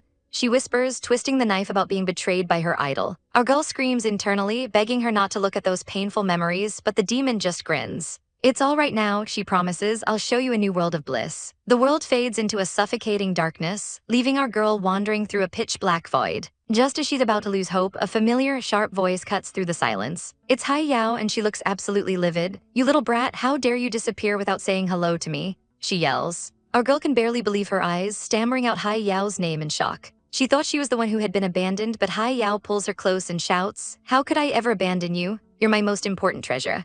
The dam finally breaks, and our girl begins to sob uncontrollably. I thought you really didn't want me anymore. She wails, clinging to Hai Yao like her life depends on it. She's terrified that this is all just a cruel dream that will vanish the moment she opens her eyes. Hai Yao just gives her a firm, reassuring boop, asking if the physical touch and the pain feel fake to her. Just stay in my arms and close your eyes, Hai Yao whispers. You don't have to think about anything else. Fast forward to a much sunnier morning, and our girl is all grown up, humming a tune in a beautiful kitchen. She's brewing some tea when Hai Yao sneaks up behind her for a sweet morning kiss. But the romance is short-lived when Hai Yao takes a sip and immediately makes a face. Ugh, so bitter, I really don't understand why you humans drink this, she complains. Our girl just laughs, teasing her by asking, Am I not your most important baby now? Hai Yao smirks, pulling her closer and purring, Now you're my most important breakfast. The atmosphere gets heavy with tension as they share an intimate moment against the counter. Hai Yao promises a reward if she's satisfied, but our girl decides to be a bit cunning and nips at Hai Yao's neck. You actually bit me, Hai Yao exclaims, clearly surprised by the bold move. They bicker like a long-married couple until a crash echoes through the room. Our girl's favorite tea set is shattered on the floor, and she's absolutely devastated. It's a Victorian antique, where can you even buy another one? She cries out, heartbroken.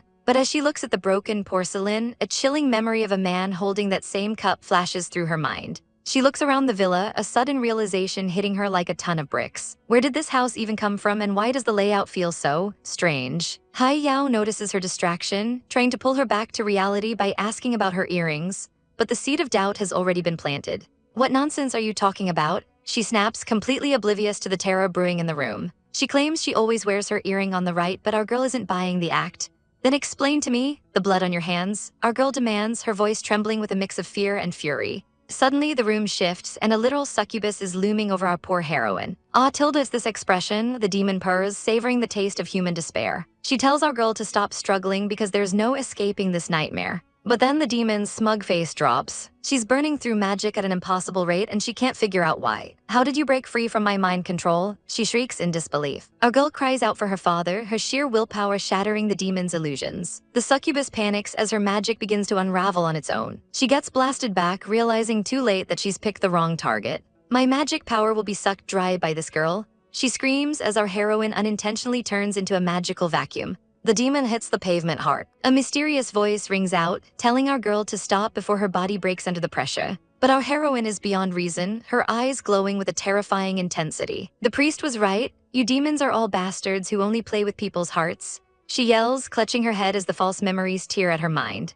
She screams that she doesn't need any of it and collapses in a burst of red energy. She's hurting, she's tired, and honestly, she's just done with everything. As white doves begin to circle the alley, she whispers a heartbreaking plea. Somebody kill me, let me go see Daddy. Enter a new player, a sharp-dressed woman in a suit who looks like she just walked off a secret agent set.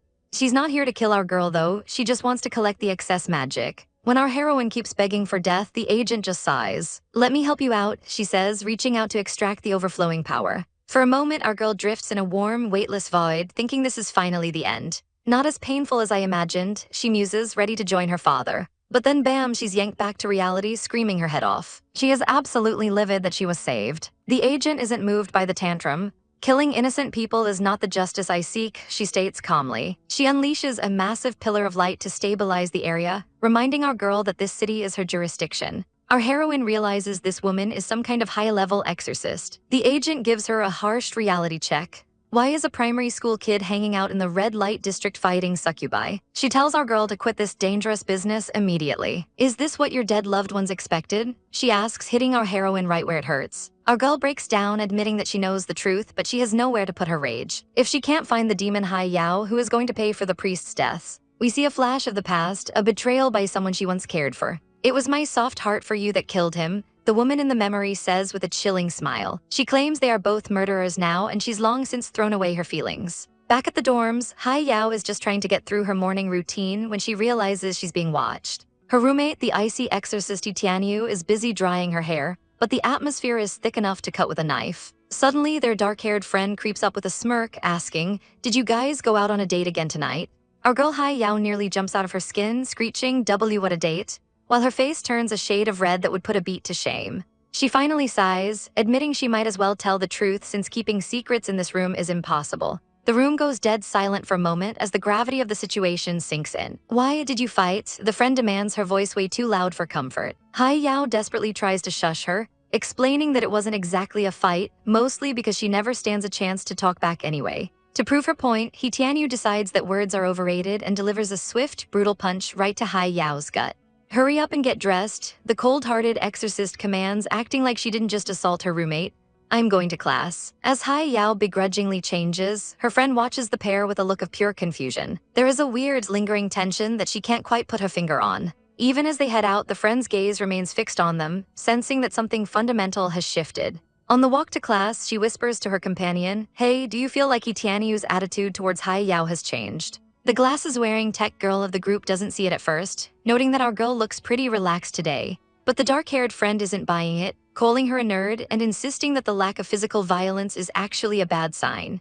This shows that there is a distance between them. She cries out, convinced the spark of their rivalry, or whatever it was, is fading. She complains that the physical distance is getting way too tight for comfort. "You heartless tech girl, it really doesn't make sense," she rants while Xiao and Xiao Yu walk ahead, completely oblivious to the fangirling happening behind them. Xiao, however, is busy overthinking. She's been up half the night wrestling with a secret. She turns to the blonde exorcist and mutters, "There is something better to tell you," but stops herself. "Then you first promise not to get angry with me," she pleads. Xiao Yu doesn't even blink, coldly stating that there's no point in being angry with someone who has amnesia. Xiao finally bites the bullet and brings up Topa, the mysterious woman from the KTV incident. Xiao Yu stops, her expression softening into something almost vulnerable. She admits she was scared when Xiao was honest the day before. "You have lived for nearly 100 years anyway," she muses. "How could you trust a stranger so easily?" She knows deep down that Xiao is a demon who views humans as mere objects, and her own paranoia is just a product of her refusal to let go of the past. Her mind drifts to the priest, the man who was both her mentor and father figure. She clutches her cross, determined to find an explanation for everything he did. She insists that they can't let personal emotions destroy the cooperative relationship they've built. Then she drops a speculation that leaves Xiao's jaw on the floor. "Topa is my mother who has no face in my memory." Our girl's brain practically short-circuits. "How did God come to this conclusion after I left for a while?" she screams internally, completely baffled by the logic. She grabs Xiao Yu's arm, demanding to know who this mama is and if Topa is actually a grandma. She thinks back to how Topa helped her transfer schools, and even though she wasn't exactly kind while Xiao stayed at her house, she still handed over a cool $100,000 the moment she arrived. Xiao wonders if that was Topa's way of being charitable, even though it feels totally out of character. She lunges at Xiao, and soon the two are nothing but a comical cloud of dust and flying limbs.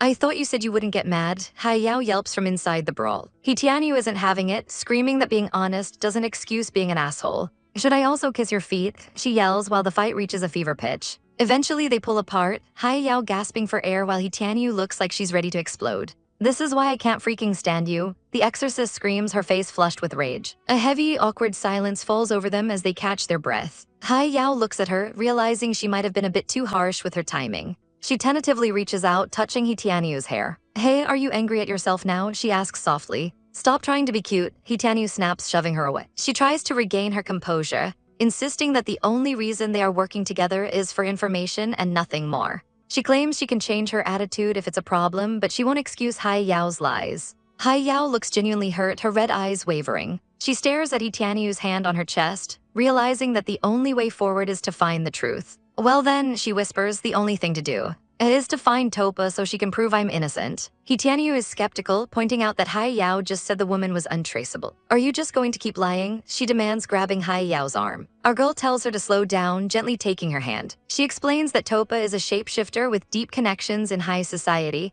making her impossible for a normal person to find. "But I'm not anyone," Yao says with a sudden flash of confidence. She admits it's still like finding a needle in a haystack, considering she's never actually tried to look for her before. Fast forward to their actual class, and the setting is as mundane as it gets. Yao is bored out of her mind, leaning over to whisper, "Why are we just sitting here?" She asks why a licensed exorcist is even bothered with school when they should be hunting for leads. She glances at Tianyu's notebook and sees detailed sketches of a literal bazooka. "Are you studying mechanics to make weapons out of us demons?" she asks, horrified. Tianyu doesn't even look up, telling her not to worry because she's not like the others. Yao feels a tiny spark of warmth, thinking maybe she's special. "I'd never make a weapon out of you," Tianyu continues. Yao's heart flutters for a microsecond. Until the punchline hits, "You don't have powers, you would make a terrible weapon. You're so evil." Yao sobs, clutching her chest while Tianyu remains perfectly stoic. She threatens to cancel their contract and find Topa alone. But before the drama can escalate, Tianyu shoves her phone in Yao's face. It's an announcement for a high society masquerade party held by the C-Leveler Holdings Group at the Grand Hotel. "This is it," Yao realizes, her eyes lighting up. "An invite-only gathering for the elite. She's sure to be there," she exclaims, and just like that, our girls have a new mission. Our girl is having a total meltdown because apparently trying to hook up with billionaires is harder than it looks on TV. She's convinced that neither of them will even make it past the front door. "I have my ways," she claims, but her face says she's one step away from a panic attack. Our heroine suggests getting fake invites and just getting rid of anyone who stands in their way, which has her friend wondering where on earth she learned these shady tactics. Suddenly, a voice cuts through their plotting. "I wouldn't do that if I were you," an elegant lady warns, appearing out of nowhere. She explains that every invitation has a unique chip and serial number, meaning a DIY fake is out of the question. Our pink streak girl watches in awe as this mystery woman starts working some high-tech magic on a circuit board. "How do I know?" the lady smiles, practically glowing with divine energy. It turns out she didn't need to fake anything, she was actually invited. Our girls immediately start worshipping her like she's their ticket to the promised land. But before the party comes the mandatory makeover montage. Our pink-streaked girl is struggling in a silver dress, complaining that it's incredibly uncomfortable. "You can't even walk in this," she huffs, looking like a disgruntled tinsel fairy. Meanwhile, our poor heroine is trying on a strapless gown and feels like it's a bit too much skin for her liking. The others, however, are absolutely living for it. The shopping spree continues as they are shoved into outfit after outfit. From sleek blue silks to custom-tailored suits, the fashion show never ends. While the girls are changing, the heiress and her friend share a quiet moment on the sofa. The friend is hesitant to buy a dress because the price tag is enough to cause a hard adjustment. Even when the heiress offers to pay, her friend points out that once you put on the clothes, you need the manners and speech to match. Things money can't buy. It's a rare moment of grounded reality before the heiress demands a list of fancy restaurants by Friday. "We'll take all of them," the heiress declares, dropping the black card like it's nothing. Our girl is horrified when she sees the number of zeros on the receipt. But the heiress isn't worried about the cash. She knows the most important thing to have is the right invitation. She hands them over and the real mission is finally a go. The party is as high society as it gets, with long red carpets and more champagne than a wedding. But our girls aren't there for the small talk. They've been to event after event and still haven't found the person they're looking for. "I'm trying to focus here, don't distract me." Our pink street girl snaps, though she's clearly reaching her limit. Our heroine is furious, tired of this wild goose chase and the endless mind games. Deep down, our pink streak girl is spiraling. She can't detect lies by smell like other demons, and she's terrified that she's being lied to again. She realizes she needs to learn mind reading to see the truth, but for that, she needs help from her own kind. Cut to a high-security prison where our heroine is visiting a demon locked in a straitjacket. Outside the door, our pink-streaked girl is desperately trying to eavesdrop, but the walls are too thick. She's fuming that her partner is going behind her back. She reflects on her lost memories, realizing that the only people she truly knows now are her partner and Topa. She worries that if she really did horrible things in her past, she might lose her only friend forever. She slaps herself to snap out of it. What do I care? She screams internally. Inside the cell, the prisoner demon is mocking our heroine's request. You want me to teach you mind reading? Are you serious? She sneers. She explains that mind reading is as natural as breathing for demons, and you can't just cheat biology. Our heroine doesn't take no for an answer, threatening to withhold the demon's magic. The demon finally caves, but warns that she'll need a guinea pig to practice on. As our heroine exits the cell, she finds her partner waiting with a very suspicious look on her face. None of your business, she says, trying to brush past, but her partner isn't having it. They argue about honesty, with our heroine firing back that she's never gotten a straight answer about MoMA. The tension is at an all-time high as our pink-streaked girl realizes she might never be fully accepted. I'll tell you, but not right now, our heroine promises, looking off into the distance. She needs to confirm one last thing first. They arrive at a massive, glowing estate, ready to end this search once and for all. As they step out, looking like absolute powerhouses, the heiress gives the final command. We'll talk about it when we find Topa. The hunt is officially on. Our heroine is currently playing a dangerous game of hide-and-seek at the party. She's peeking around corners, narrowing her eyes as she asks, is that her? Her friend is way less chill, insisting they should just charge in and demand answers about our girl's missing memories. But our girl isn't about to make a scene yet, dragging her friend back with a sharp wait. The two start bickering about the plan, but the friend suddenly gets a major case of the jitters, whispering that they really shouldn't be talking to this woman. Our heroine, tired of the back and forth, decides to take the lead.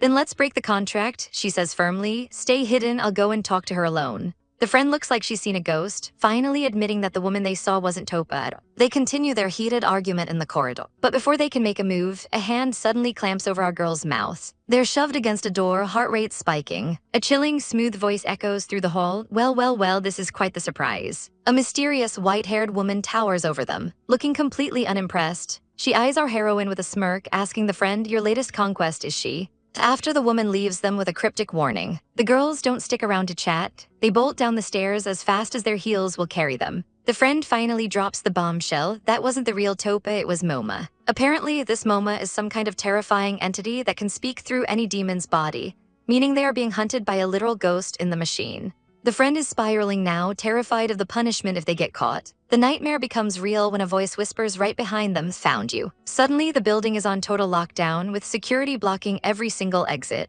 Back in the ballroom, the conductor raises his baton, but he's not looking for a symphony. With a massive blast of energy, he shatters the floor right under their feet. Guns start barking in the chaos, but our girl isn't a damsel in distress. She summons a glowing blue chain, spinning it with deadly precision to deflect the incoming bullets. Her friend finally lets her wings fly, grabbing our heroine as they make a break for it.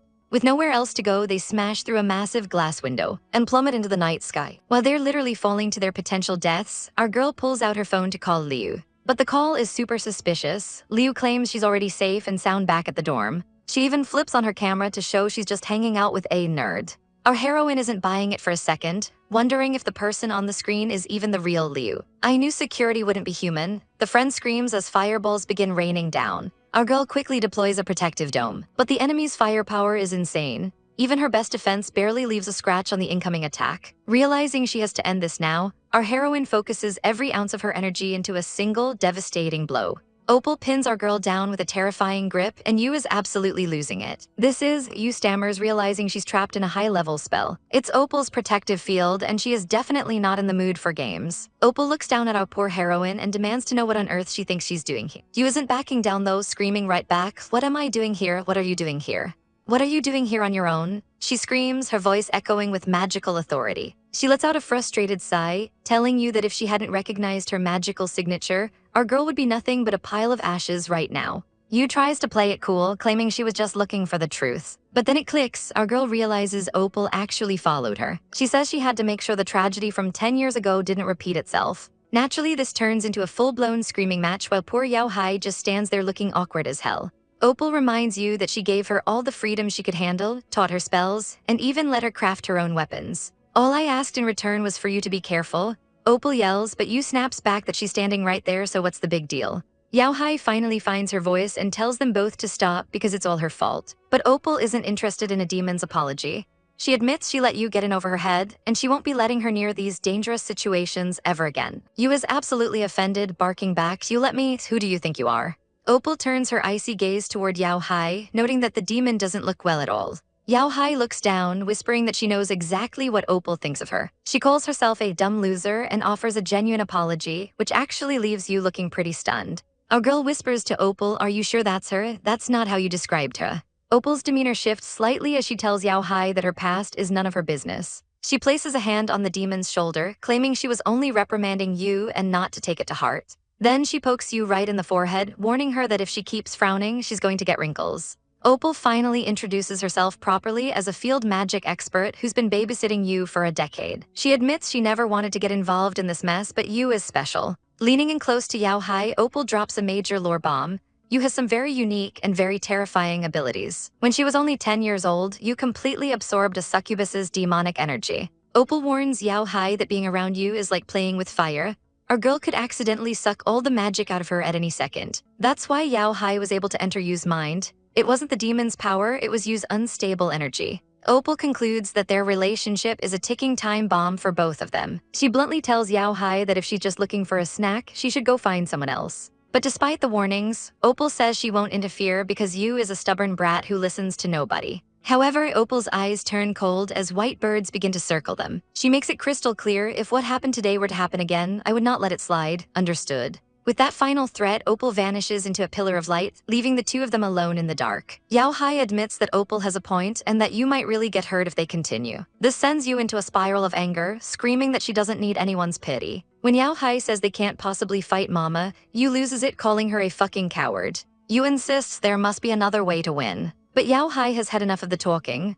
She lunges forward and sinks her teeth into Yu's neck, catching our girl completely off guard. "I'm sorry," Yao Hai whispers, begging for them to just find somewhere quiet for the night. She promises that once they make sure Liu is safe, she'll tell you everything she knows about the mysterious Mama. The scene shifts to a secluded, cozy cabin deep in the woods. Sitting by the warmth of a fire, Yu finally asks the big question, "Tell me why you're so afraid of Mama." Yao Hai looks into the flames, explaining there was a woman whose face she can't even remember anymore. This woman was like a mother to her, teaching her how to hunt humans and use magic when she was just a little demon. They spent an entire decade together in peace. But Yao Hai eventually got bored of the quiet life and started running with a bad crowd.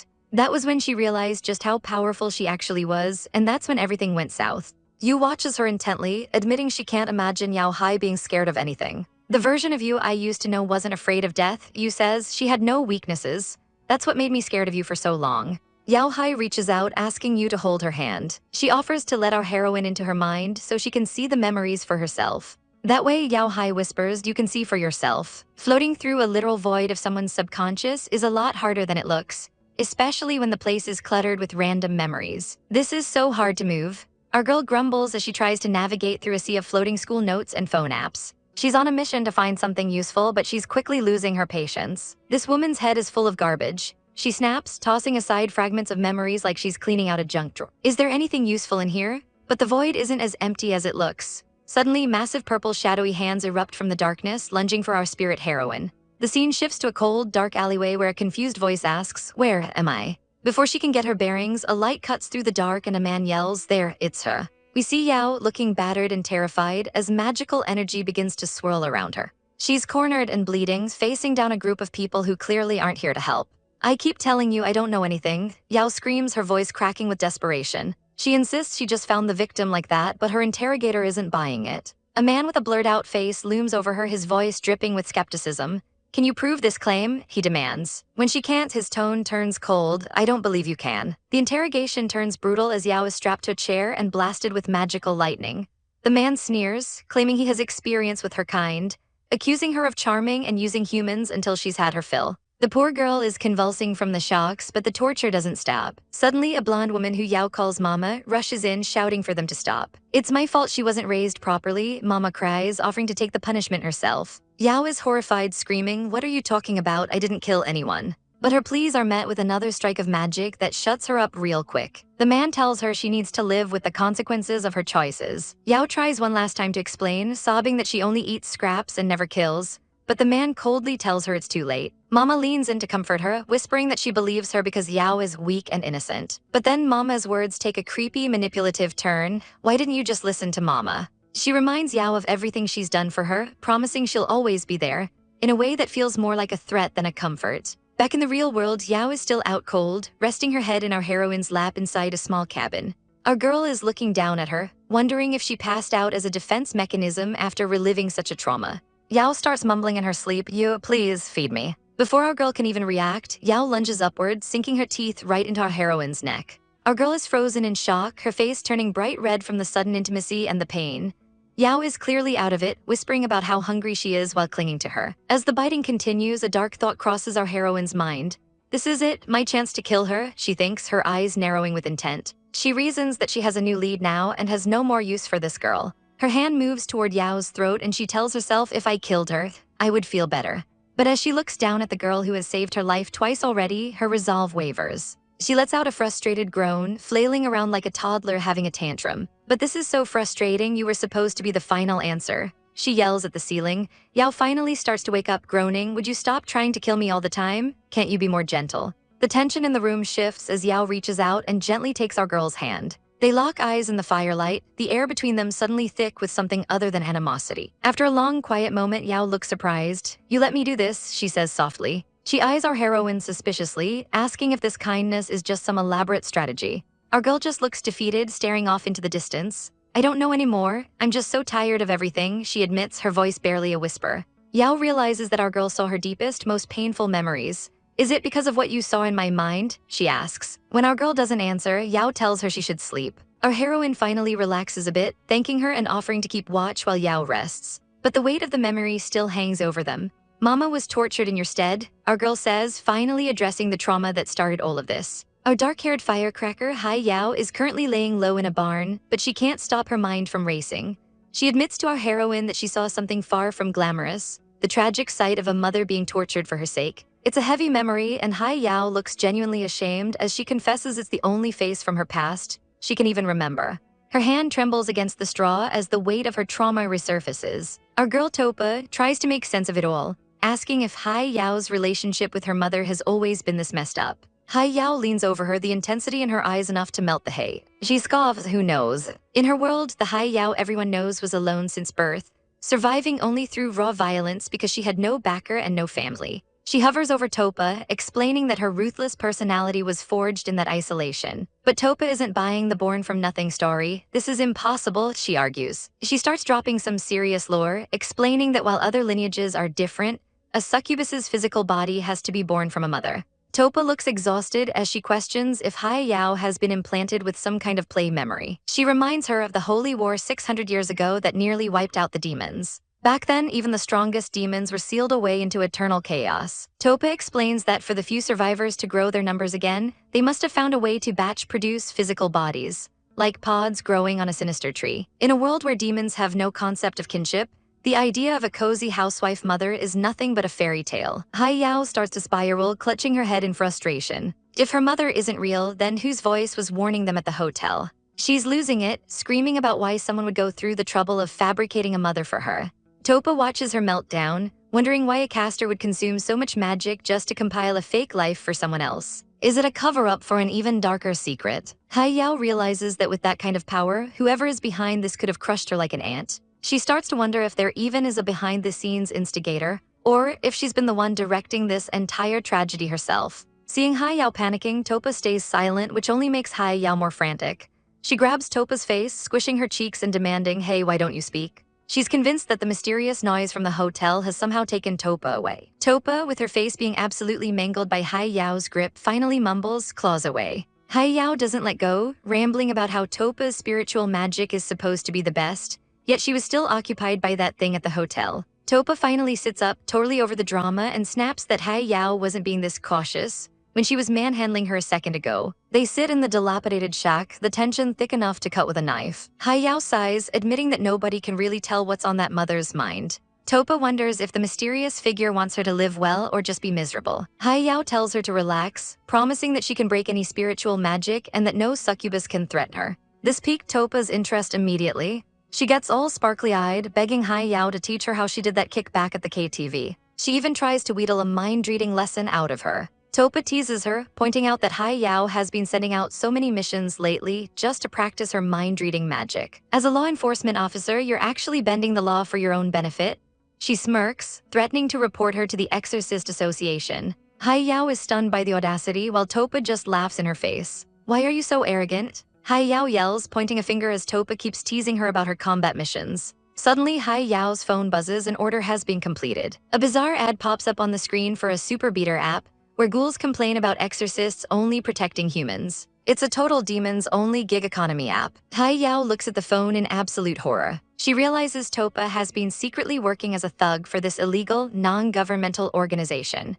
How is this legal? She screams. Topa just rolls her eyes, telling her that talking about legality all day is annoying. She reveals that the head of the magic department has been ignoring her side hustle because she's a related household. Topa explains her backstory, revealing that after her priest died, the current head of the department, an old friend of the priest, took her in like an aunt. This aunt helped her get a position in the department just so she could be looked after. Topa lies back in the straw, telling Hai Yao that she needs to understand the reality of the world there. Hai Yao is left speechless, wondering why Topa is sharing all this now. Topa just shrugs it off, saying she's just giving her a reward for covering for her today. As Topa falls asleep, Hai Yao watches her, noting that her presence feels firm and peaceful. She feels a strange sense of relief, thinking that at least now she doesn't have to worry about Topa backstabbing her.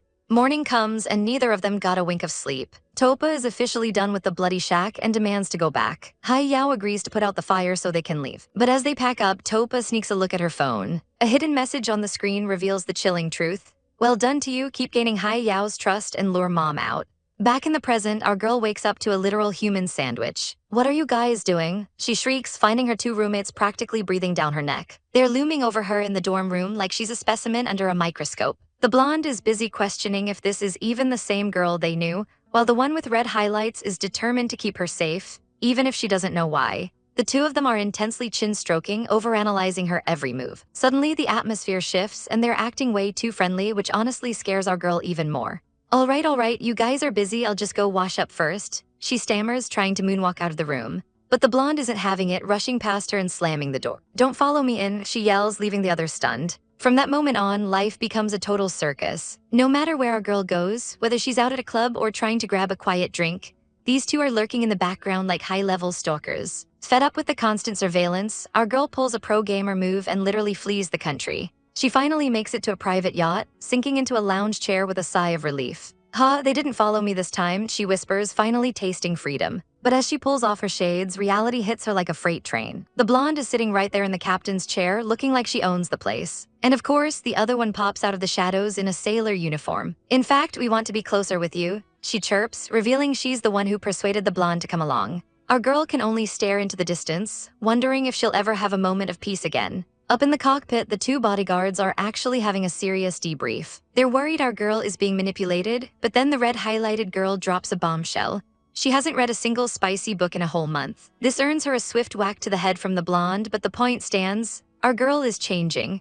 They start dissecting the mom situation and that chaotic dance from before. They realize our girl's departure from the venue was suspiciously coincidental. The smell of anxiety becomes stronger and stronger, they note, sensing her inner turmoil. They wonder if mom is actually trying to get succubi to coexist with humans, or if there's a darker plan to return the world to an age of chaos. The blonde is especially heated, accusing the other of being a blatant defiance of authority for her past sins. Meanwhile, our girl is eavesdropping from the deck, wallowing in her own brand of drama. It turns out her family has been trying to sell her off to some rich uncle because she's old enough. How can I go from extravagance to frugality? She cries, realizing she can't bear to lose her yacht and designer bags. Feeling lonelier than ever, she checks her phone, but there's no one to talk to. She scrolls down to her sister's chat, looking for any sign of life. Somewhere else, her sister's phone pings on the counter. Sister, what are you doing? Tilda, the message reads, a tiny plea for connection in the middle of all this chaos. I've said everything there is to say, Xiao snaps, clearly at the end of her rope.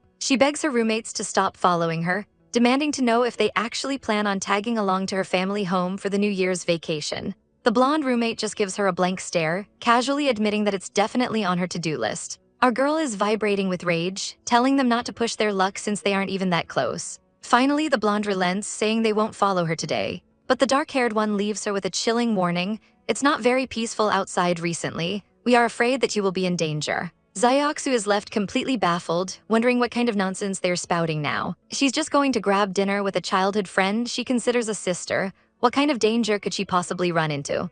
At a high-end restaurant, Xiao meets up with her stunning, silver-haired sister and immediately starts venting. Sister Tilda, I've been really annoyed lately. she wails, grabbing the woman's hand like a dramatic child. She explains that her two disgusting roommates have suddenly become obsessed with her. Even the top student roommate, who she actually likes, is being constantly tortured by those two creeps. Xiaoxu is so frustrated she's practically stabbing her steak, complaining that she chose this restaurant just to get away from them. Her sister just laughs, teasing her that she's only a backup option for when Xiaoxu is bored. Our girl turns betrayed, insisting that her sister is her ultimate safe haven. The conversation shifts to Xiaoxu's family, and she grumbles about her stubborn grandfather and the blind dates he keeps forcing on her. She admits she only picked a random, local university as an act of revenge because her family never cared about what she actually liked. Suddenly, her sister leans in with a piercing gaze and asks, "Then let me ask them, what do you like?" Xiaoxu freezes, but her sister breaks the tension by joking that she must like indescribable novels. Xiaoxu is shocked. How did she know exactly what she was thinking? The sister leans in close, whispering, "You seem to have discovered a secret that you shouldn't know." She claims to be a great magician who can see everything in Xiaoxu's mind with a single blink. As the sister tells her a soothing fairy tale, Xiaoxu starts feeling incredibly drowsy. "Good girl," the sister whispers, petting her hair as she drifts off. "Your ability to relax is more important than anything else." But as Xiaoxu sleeps, a terrifying, snake-like shadow looms in the reflection of the window behind them. Xiaoxu plunges into a fever dream where massive, glowing purple tentacles wrap around her body, constricting her. She screams out in terror as the energy coils tighter and tighter. Suddenly, the image of her nerdy, studious roommate appears in the middle of the nightmare. With a literal dwang sound effect, Xiaoxu jolts awake, falling right off the bed. She groans, wondering why that annoying nerd had to ruin such a beautiful dream. She realizes she's still at her sister's luxury apartment and heads out toward the terrace. She remembers her sister putting her to bed, but where did she go? Xiaoxu steps outside and freezes. Under the moonlight, the woman looks ethereal and terrifyingly beautiful. Xiaoxu finds herself walking toward her involuntarily, drawn in by the sight. The sister turns, her eyes cold, noting that Xiaoxu woke up much earlier than expected. Internally, the sister's thoughts are much darker, wondering why Xiaoxu showed up when she has the least appetite. She mentions disobedient children and rats in the gutter that she finally has her eye on. She tells Xiaoxu to go back to school and keep a very close eye on everyone around them, especially a guy named Yu. Xiaoxu ends up in a taxi, but the sister's parting thought is ominous. The city will no longer be safe in the future. Our girl falls fast asleep again during the ride, and the driver has to practically yell to wake her up at the school gates. She's completely out of it, wondering why she's so exhausted. But as she looks at her phone, a wave of pure horror washes over her. I can't remember what my sister looks like at all," she whispers, realizing her entire memory of the woman's face has been completely erased. Our girl peeks cautiously through the door, hoping she hasn't walked into a disaster zone. She's met with a surprised roommate who's just finished drying her hair. "You finished your self-study and those two guys haven't come back yet?" our heroine asks, trying to keep her cool while her heart does backflips. But her roommate's response sends a chill down her spine. It's only 7 o'clock, meaning the hours our girl felt were a lifetime were barely a blip on the clock. Anxiety starts to peak as they realize Xiao Yu was supposed to be back by now. Neither Xiao Yu nor Hai Yao are answering their phones, and the silence is deafening. A quick look at the empty desk confirms the worst. Something is definitely wrong. But she turned off her phone, and even Hai Yao didn't answer my call. She whispers, her face pale as a ghost. The dread is real as the scene shifts to a shattered phone on the ground, a symbol of a life currently in pieces. The hospital's operating room screen shows a grim reality, with blood splattered across the walls like a horror movie set. A white-haired figure towers over the wounded, claiming that if they hadn't severed the contract, things would be even worse. "This happened to her all because of you," they bark while another phone lies broken on the floor. But wait, let's rewind to 2 hours ago to see how this mess started. Our girl is back in her power suit, looking sharp and ready for trouble. She's looking at profile for a strong-level succubus, and her blue-haired demon companion seems to know exactly who this is. "Oh, it's more than just an acquaintance," the demon says with a smirk. They decide to head out, promising that everything will be clear once they see it. They sneak out of the building, leaving the mundane world behind. As they climb the stairs, our girl is impressed by the cognitive impairment magic being used to stay hidden. Little does she know, her demon friend isn't even using magic, she's just that fast. The demon jokes about her poisonous mouth, but the mission is serious business. To get there faster, the demon scoops our heroine up for a piggyback ride across the rooftops. We get a quick lore dump about how this thug platform works compared to official exorcists. Apparently, society is held together by the police, exorcists, and these sketchy civil self-defense groups. While the police handle humans and exorcists handle monsters, these self-defense groups are a total mixed bag. They land on a rooftop just in time to see a massive demon named Tanzang bullying some poor, fluffy creatures. Our girl is disgusted. "How did you say such cruel words with a calm face?" she demands, looking down at the carnage. Tanzang is a nasty piece of work, literally eating his victims while looking like a total nightmare. He's a high-level threat who was previously imprisoned for eating living people. Tanzang lunges at our girls with a terrifying grit. Dust explodes everywhere as he lands his hit. "Who are you, hiding here sneakily?" he sneers, his yellow eyes glowing with malice. He's offended that our heroine doesn't recognize him, wondering if he's changed too much since he was a child. He grabs the blue-haired demons, mocking her for being a dirty little thing. He's genuinely shocked to see a human still alive next to her, asking, "Why is the guy next to you still alive?" Our demon friend is totally lost, having no memory of this creep. Tanzang is disgusted, accusing them of playing house and saying they make him sick. He rants about local snakes and fake reserves of food, looking like he's about to blow a fuse. Our demon friend is shaking in her boots, asking our girl if she has a plan to subdue this monster. But our heroine stays icy calm. "I'm not here to cause trouble, Tanzang," she says, her eyes narrowing. "I just want to chat with you about the past." She starts reminiscing about how she used to sneak out of the nursery to cause trouble at his base, admitting she enjoyed the fact that they couldn't handle her. She asks him point blank if he was ever given an explanation for why she left. Tanzang just bursts into a fit of hysterical, jagged-toothed laughter. "You take yourself too seriously," he mocks, calling her nothing more than livestock waiting for slaughter. He's bitter about the years he spent following commands and feeling useless. He decides the talking is over and attacks. "Do you know how much I've missed you over the years?" he screams, his blue energy clashing against them. Our demon friend is frantically dodging, screaming that she truly doesn't remember him or why her memories were deleted. Tanzang isn't buying the amnesia act for a second, kicking her across the roof. "Are you kidding me?" he yells, his face twisted in rage. Even as she tries to suggest a friendly information exchange, he just doubles down on the violence. He slams her down, making her cough up blood. "I hit you just to solve the problem," he rants, accusing her of stealing his territory and his brother. He stands over her, literally stepping on her head to show his dominance. He knows she's not dead yet, calling this just the main event.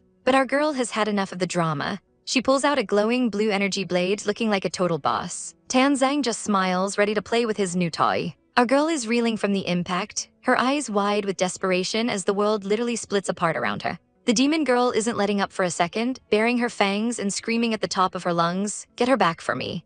Our poor heroine is caught in the crossfire, her face flushed with the strain of the magical onslaught. She looks up at her ally Xiao Yu, who is swinging a glowing blue blade with lethal intent. "Xiao Yu, what are you doing?" she cries out, dodging a strike that nearly takes her head off. "Didn't you say you have a way to break mind control?" She's paralyzed by shock, unable to believe the person she trusted is now coming for her life. The demon girl just laughs at her struggle, hovering over her like a nightmare. "Fool, there are flaws all over you," she taunts, relishing the chaos she's created. Our girl's mind is a mess of conflicting emotions. "No, what am I thinking?" she thinks, her hand trembling as she prepares a counterattack. "How could I hurt her?" But the demon is right there, whispering poison into her ears, leaning in close with a wicked grin. "Aren't humans just meant to be killed whenever they want?" she sneers, pushing our heroine toward the edge of no return. Finally, our girl snaps, lashing out with a burst of red energy that forces the demon back. The demon's laughter echoes through the void. "Ha ha ha ha, this is the first time today that you have actively attacked me." She watches our heroine's face with sick fascination, telling her that this expression of raw rage is exactly what she should be showing. Xiao Yu moves like a blur, his saber glowing with an intense light as he clashes with the demon. "Hi Yao, why do you have to be so stubborn?" the demon asks, as if they're just having a casual chat while trying to murder each other. Xiao Yu isn't listening, throwing everything he has into a massive overhead swing. The demon girl realizes she's running out of time.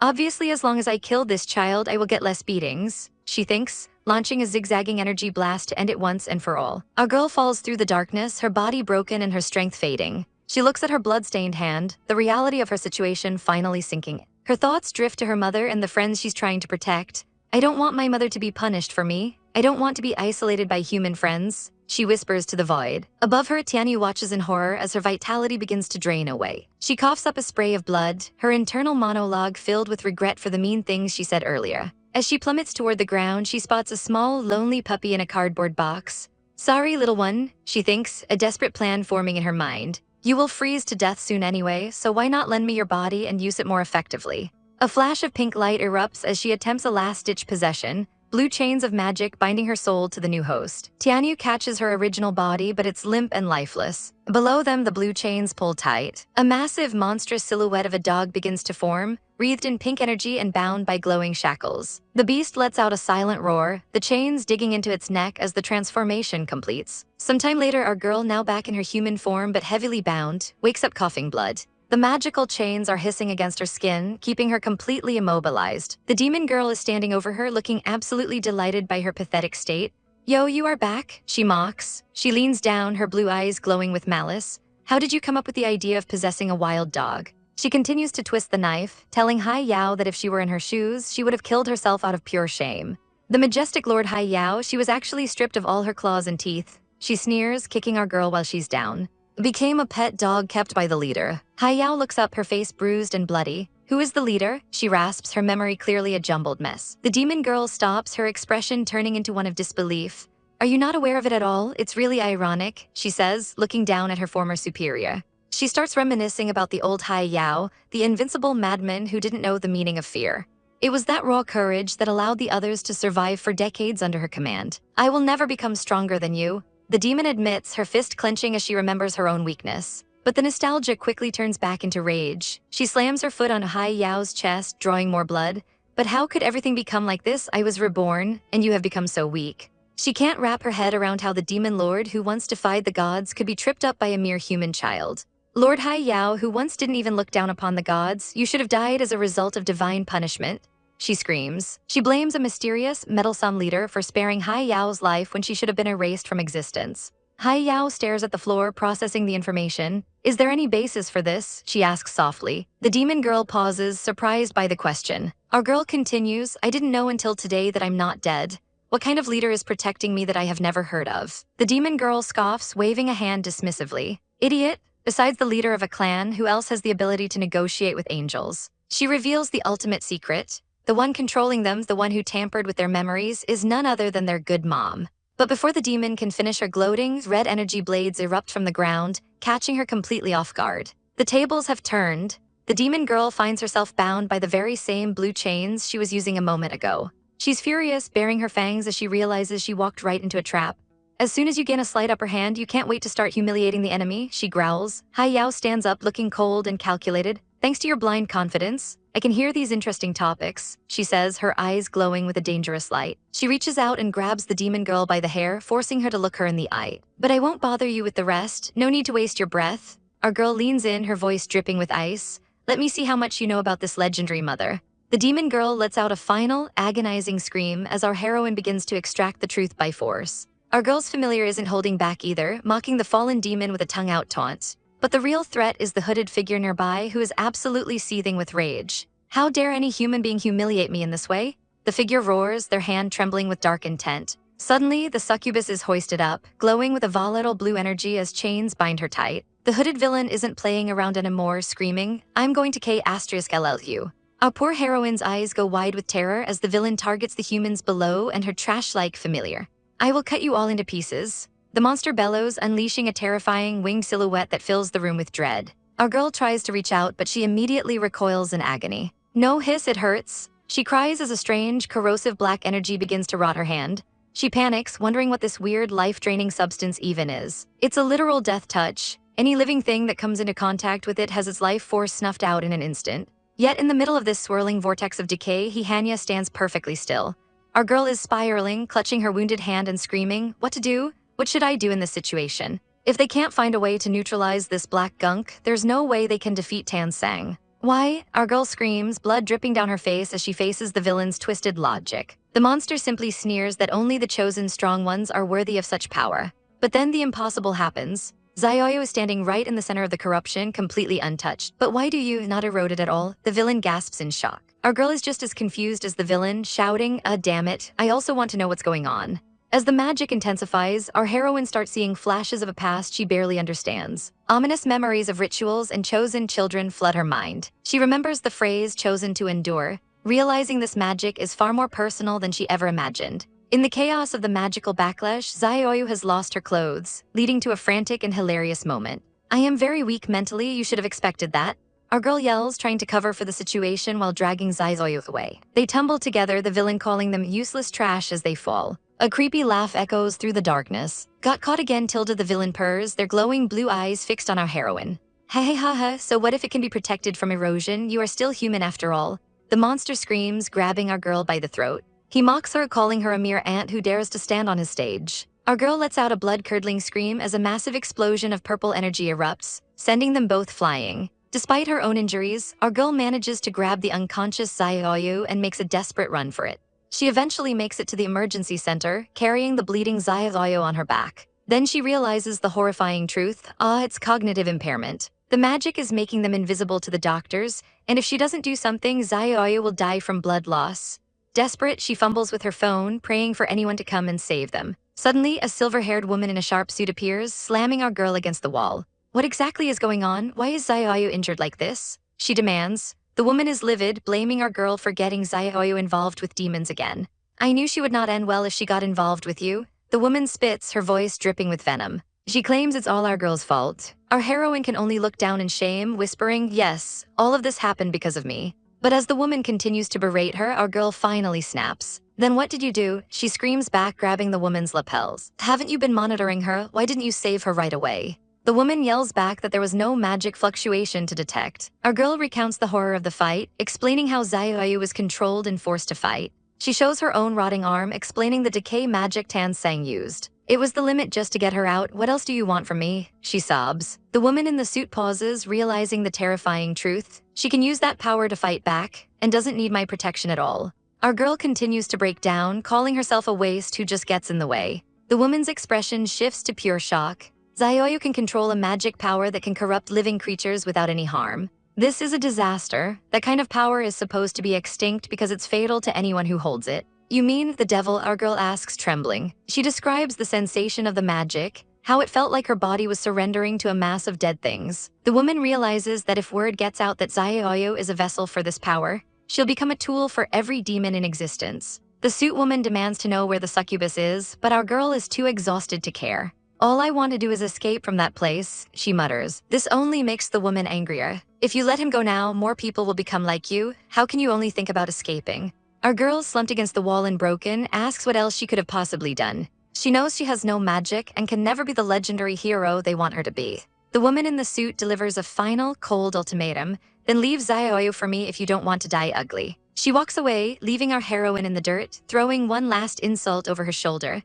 There's no way a crying weakling like you can survive in her world. Beep, beep, the sound of hospital monitors is never a good sign. Our poor heroine is stuck in a hospital bed, barely clinging to consciousness as she feels the cold Roman 4 in her hand. Meanwhile, in some hidden sanctum, a magic circle glows with a menacing red light. What kind of dark experiment is being conducted in that tube? Xiao Yu drifts back into a memory, seeing a man tenderly bandaging a child's hand. He looks so gentle, but there's a strange tattoo on his chest that screams hidden plot. Back in reality, our girl finally opens her eyes in the ward. I went to the hospital again, it hurts. She groans to herself. As the fog in her brain clears, she remembers the chaos. I kicked Xiao away and then Tan Sang caught me. Panic sets in immediately as she realizes she hasn't terminated the contract yet. But a literal angel with massive wings appears at her bedside. Stop looking for it, I've driven her away, she says coldly, claiming Xiao won't come back because she's too weak. The angel explains that she took it upon herself to sever the contract because Xiao Yu's magic was still draining her even while unconscious.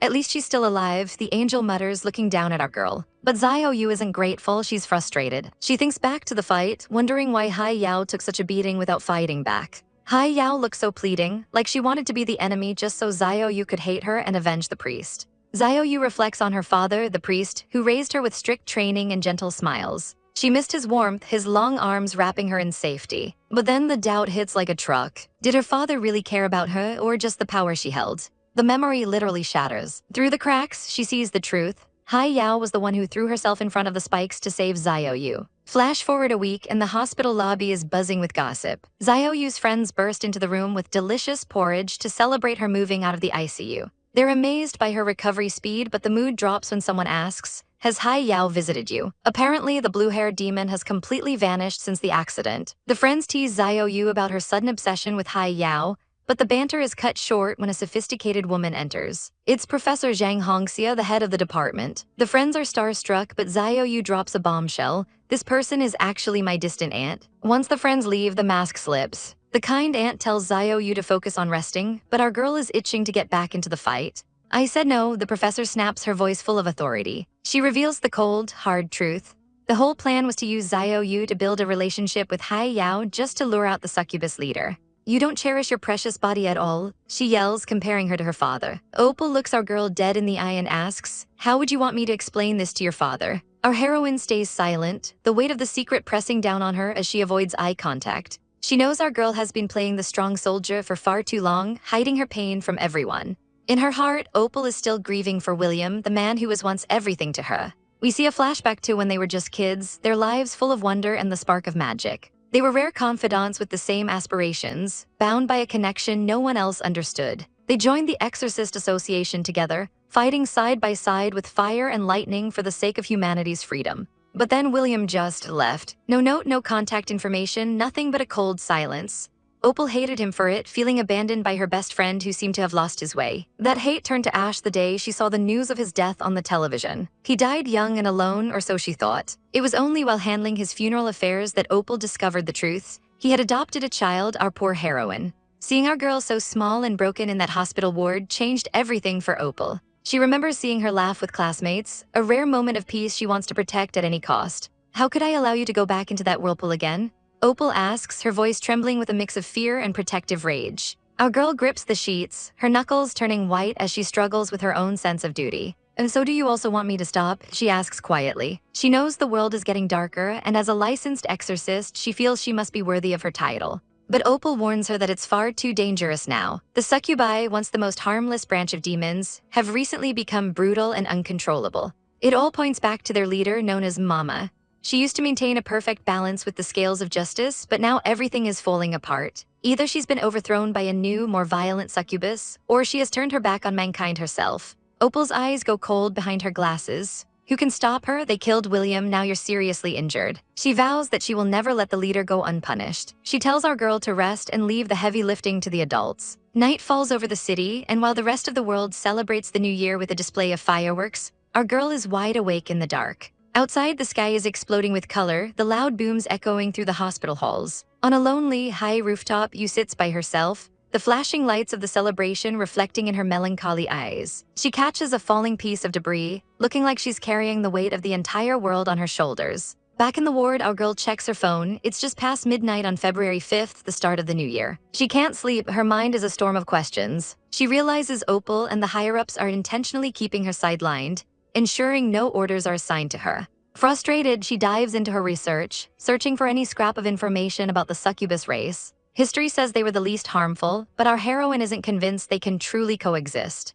Thousands of years ago in the chaotic era, monsters with overwhelming power ruled the earth and humans were nothing but prey. After centuries of hiding and praying for mercy, angels finally granted humans the strength to resist. A massive holy war broke out, a bloody and desperate counterattack that finally drove the great devil into the shadows. When the century-long war ended, the surviving monsters surrendered one by one. A peace agreement was signed under the witness of angels, and a demon named Iliadic made a pivotal choice. It believed that demons could be satisfied by just one emotion, desire. By separating from the devil to minimize harm to humans, the modern, relatively harmless succubus clan was born. For 600 years, they fulfilled their obligations, maintaining a delicate balance. Our girl realizes that this mysterious source, Iliadic, is almost certainly the mama from the memories she's seen. Entopa, Haiyao, and Tanzang, they are her offspring, tools she can possess at will to maintain her version of stability. But the math isn't adding up. Why the sudden turmoil and the death of the priest? Our heroine looks at the empty space beside her bed. "You're not around to respond to me," she whispers, finally admitting how much she misses her partner. She pulls out her phone, trying to convince herself she doesn't actually care. She claims she just wants a second opinion to avoid being short-sighted. But then the realization hits her. They've been inseparable for so long that she never even needed to use a phone to contact her. Now that the noisy person is gone, the silence is deafening. High above on the cold rooftop, Yu's phone suddenly buzzes. She looks down at a new friend request from our girl, her thumb hovering over the agree button in a moment of pure hesitation. "Add me, I have something serious to do." The message pings across the screen, but our girl isn't having any of it. She stares at the phone, her heart heavy with the weight of troubles she just wants to leave behind. "I no longer want to be involved in those troubles," she sighs, but fate and a very persistent caller have other plans. She tries to make up her mind to be firm, but a strange blue light flickers on her screen, and a voice commands her to accept the call or face the consequences. "This woman," she growls, realizing that no matter where she hides, she's being tracked like a dog. Fine, if she wants to talk business, let's hear what she has to say. She picks up, her voice cold as ice, telling the girl on the other end to keep her story short. The blonde girl in the hospital bed just wants to know how her recovery is going, but Hai Yao isn't in the mood for small talk. "Is this the business you were so desperate about?" she asks, perched dangerously on a building ledge. The silence from the hospital bed is deafening until the blonde girl finally asks, "Do you resent me?" Yao scoffs, claiming she loves her new life, even bragging that her scars have only increased her charms. But the blonde girl isn't buying the tough act for a second. She can hear the weakness in Yao's voice. Yao, what are you actually worrying about? She asks softly. Our girl curls into a ball on that rooftop, the bravado crumbling as the leaves swirl around her in the cold night air. Back in the hospital, the blonde girl realizes that everything has changed. The girl she once knew is gone, replaced by someone she's starting to see as an entirely independent person. Yao breaks down, sobbing into the phone that she's just a burden holding everyone back. Please don't come looking for me again, she wails, her heart breaking in real time. But then the blonde girl drops a bombshell. I was just pretending to be controlled, she confesses, her voice steady. She admits she wanted to force Yao's cruel side out to confirm her own prejudices. But instead, she found a girl who refused to hurt her even at her worst. I want to believe you've truly changed, she whispers as Yao's tears finally start to wash away the hatred of the past. The mood shifts quickly as the blonde girl tells her to check the news, sending a mysterious logo to Yao's phone. Yao recognizes it immediately. It's the mark of that terrifying black magic used by Tansang. Why on earth can you control that magic? The blonde girl demands, her eyes wide with suspicion. Suddenly, the hospital window is no longer a barrier.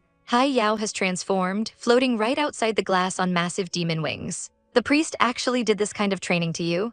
She screams, her face contorted with rage as she shows her own scarred skin and a right hand rendered motionless by the magic. She rants about the priest gambling with her life, her anger boiling over at the thought of the training that was nothing short of torture. The blonde girl tries to defend him, saying he was gentler than the old Yao ever was, but the realization of his true nature is starting to sink in. They both realize that the mysterious mother is the one pulling all the strings. But there's no time to plan their next move because a new threat has appeared.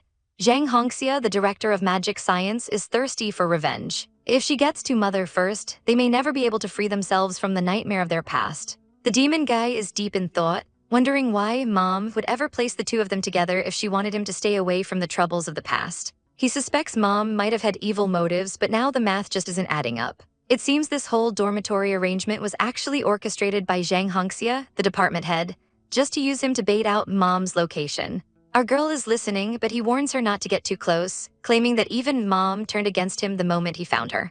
Our heroine looks conflicted in the dark, but she insists she won't betray him before noticing something chilling about the hotel. She realizes the massive magic barrier that once blocked their path has completely vanished. There's no trace of magic left in the air, and even the anger he usually senses from Mom has gone cold. He wonders if his sensing abilities are broken or if his magic was drained during the fight with Tansang. He starts leaping across the rooftops, insisting he isn't as reckless as our girl. He reminds her of the time they had to hunt down succubi at the dance, which brings back some pretty annoying memories for her. Our girl remembers running around in a massive skirt just to be told she was wrong. But the situation is serious now. The mother aura has disappeared so suddenly it's suspicious. Our heroine asks if the magic itself is gone or just his ability to feel it, but he has no idea. They need a plan, and she mentions that magic power dissipates if it's not held by a carrier. He peeks around a corner, eyeing the air conditioner and the KTV as a potential source of lingering energy. Our girl is already prepared, pulling out a glowing vial from the magic department to perform a supernatural DNA test.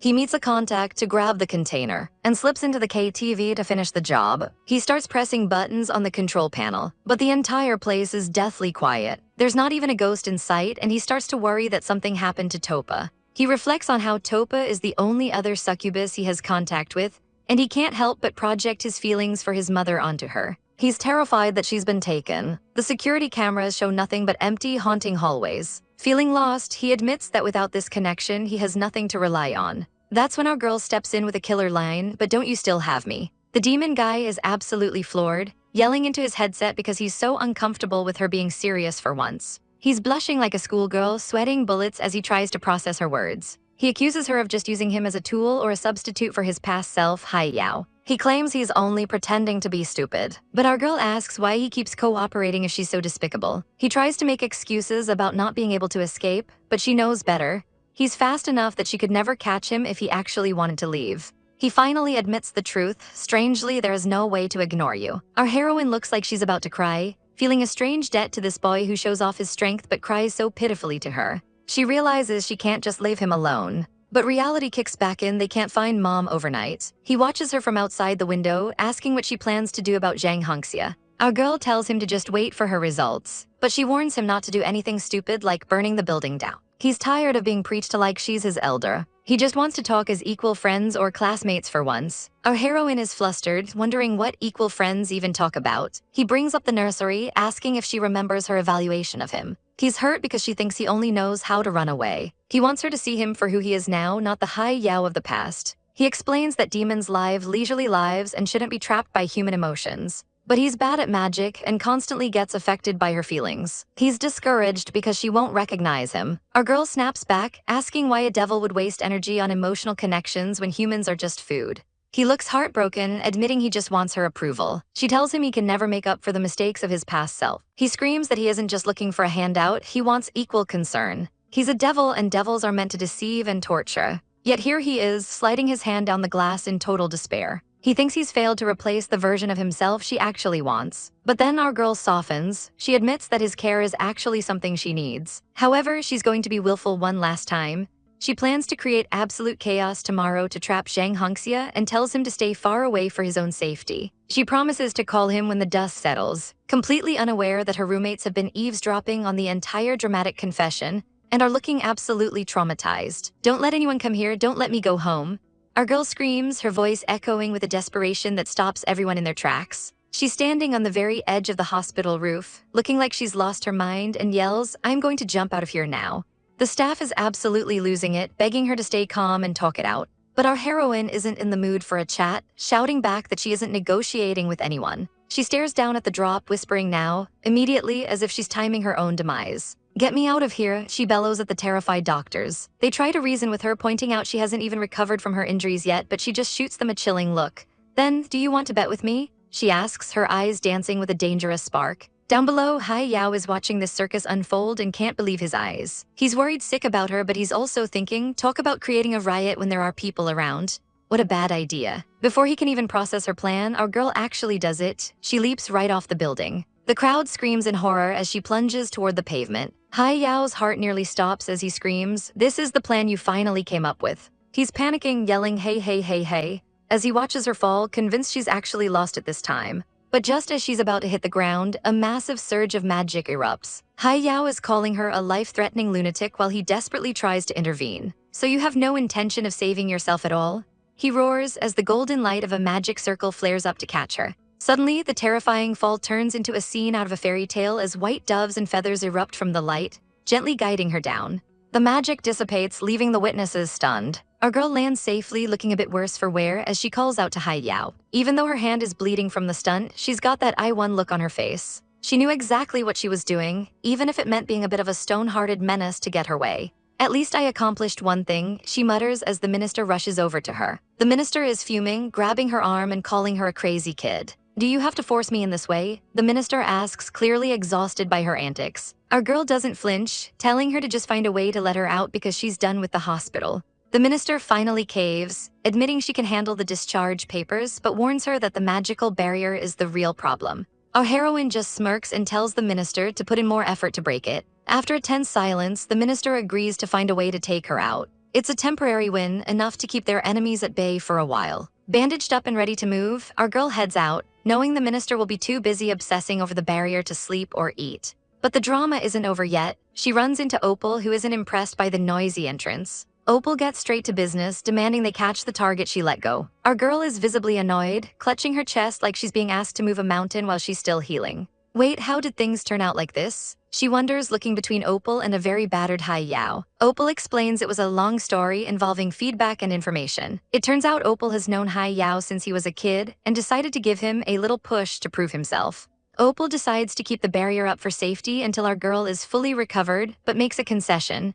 Yao can come and go as he pleases. As Opal leaves, our girl looks at Yao, wondering if he's been secretly helping her behind her back. He looks like a kicked puppy, admitting he went against her wishes and interfered on his own. "I was afraid you'd be angry," he mumbles. Our girl just sighs, telling him she won't fuss over something small when the outcome was good. However, she warns him not to be fooled by Opal's friendly demeanor. Once you cross her line, she's ruthless. We see a flashback of Opal absolutely laying into Yao for attacking her barrier. "You jerk, how dare you come back here," she'd screamed at him. Yao had defended himself, saying he just wanted her to handle the lunatic jumping off the building. Opal didn't hold back, calling him her biggest weakness because he's the weakest link. She mocked his tendency to panic and run away, telling him he'd just regret it and cry later. She even threatened that she'd never allow a threat that drags our girl down to stay by her side.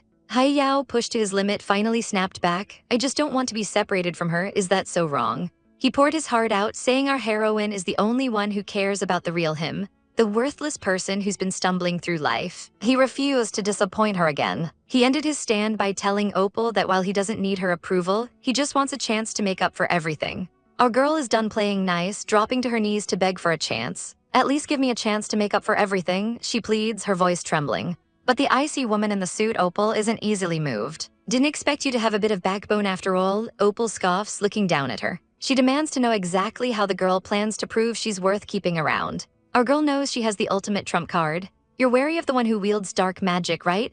She asks, revealing she knows exactly who Tanzanite's next target is. Opal's eyes go wide with shock. Their target, she gasps, demanding to know how she got such high-level int. Our girl explains that during their life-or-death struggle, Tanzanite basically snitched on himself while being suppressed. He kept mentioning a we, which means he's not working alone. The pieces start falling into place. Someone has been interfering from the shadows the entire time. The mission wasn't just a job. It was a calculated trap set by someone who knows Xiao Yu's weaknesses. Opal admits she already suspected foul play, which is why she set up a demonic barrier around Xiao Yu. It's designed to keep out anyone with even a trace of demonic energy. But our girl isn't convinced. What if they're especially good at hiding it? She counters, reminding Opal that she didn't even sense the last battle. Opal looks genuinely annoyed that she's being called out. She grabs the girl's corrupted hand, admitting that she's not all-knowing, which is exactly why she's so paranoid. With a flash of golden light, Opal uses her purifying power to heal the corruption. My hand can move. Who exactly are you? Our girl gasps in disbelief. Opal ignores the question, explaining she's only restored basic movement because the dark force is just that stubborn. Opal decides to take a gamble on her.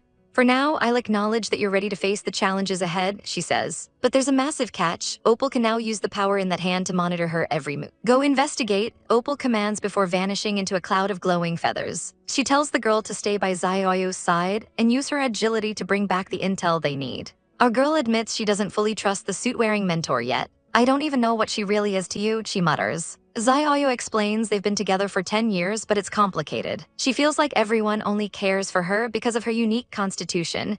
It feels more like being supervised than being loved. Sensing the heavy mood, Xiao Yu tries to pivot. By the way, could you help me fix my hair? She asks. Since her right hand is still weak, she has to rely on our girl for the delicate stuff. As the girl starts clipping away, she realizes just how much time has passed since they first met. They move to the bathroom for a proper trim. Xiao Yu notices the girl isn't wearing her signature earrings and asks why. The girl lies, claiming they were just getting in the way of her headset. But Xiao Yu sees right through it, asking if she's actually lost her hearing. The girl finally admits she's lost all sensation on that side. Even if you touch me like this, I can't feel a thing, she says sadly. The conversation turns to their friends, with Xiao Yu mentioning that Liu Zhu called her a bad woman for disappearing. Our girl explains she was hiding out on a rooftop, looking like a total mess and scavenging for food just to survive. Xiao Yu calls her lame, but immediately gets worried about her stomach wound. She demands to see it, and our girl shows off a scar that should have taken months to heal. Xiao Yu is absolutely floored by the recovery speed. What kind of protagonist-tier physique is this? She screams. She realizes our girl has extraordinary regenerative abilities, making her the perfect vessel to withstand intense magic. Xiao Yu reaches out to touch the scar, and the girl mentions it itches. Xiao Yu gets flustered, snapping at her for acting up at such a weird time. Our girl is offended. What, I'm not that tactless, she yells back. She was just checking her stitches, okay. They start talking about the aftermath of their rooftop stunt, and Xiao Yu casually mentions that the logistics department will just erase everyone's memories. Our girl is horrified by how casually she says it. Erasing something that was never relevant to them in the first place, what's wrong with that? Xiao Yu asks coldly, but the girl won't let it go. She asks about their real friends, Xia Yihan and Liu Zhu. She tells Xiao Yu how much Yihan cried and how she always defended her. Have you ever considered how she feels? She asks, leaving Xiao Yu in a stunned, guilty silence. Even a tiny dog can sense the tension is through the roof. So what are you trying to say? Our girl demands, her eyes flashing with frustration. She isn't holding back, asking him if he really thinks she should just spill the tea that magic is real, and their world is crawling with human-eating demons. Dragging them into this fight is somehow showing concern for their feelings. She snaps, practically shaking. She argues that deleting those painful memories was an act of kindness, a way to protect them from a reality they aren't ready for. The guy stays quiet for a moment, his expression unreadable. He finally speaks up, admitting he gets her desire to protect them. But don't you think it's unfair to have their memories wiped against their will? He asks, dropping a major truth bomb. He even suggests a calm negotiation instead of all this violence. Our girl literally looks like she's seen a ghost. Just how naive are you? She cries out, her voice cracking. She screams that they hold all the power and her only bargaining chip is her own flesh. He doesn't back down though, pointing out that they are both currently suffering because of deleted memories. He steps into her space, asking why she treats his memory loss so differently if it's supposed to be an act of kindness. She tries to pull away, but he's not done. He challenges her, asking why she can't accept that he might have lost his memories for a simple reason instead of some dark conspiracy. I need time, she yells, the tension in the room reaching a boiling point. He asks the ultimate question. If she believes removing bad memories is kindness, then why does she choose to spend her life tormenting herself instead of letting go? Our girl starts to crumble, her hands shaking as she grips his shirt. I'm afraid, she whispers, the tears finally starting to fall.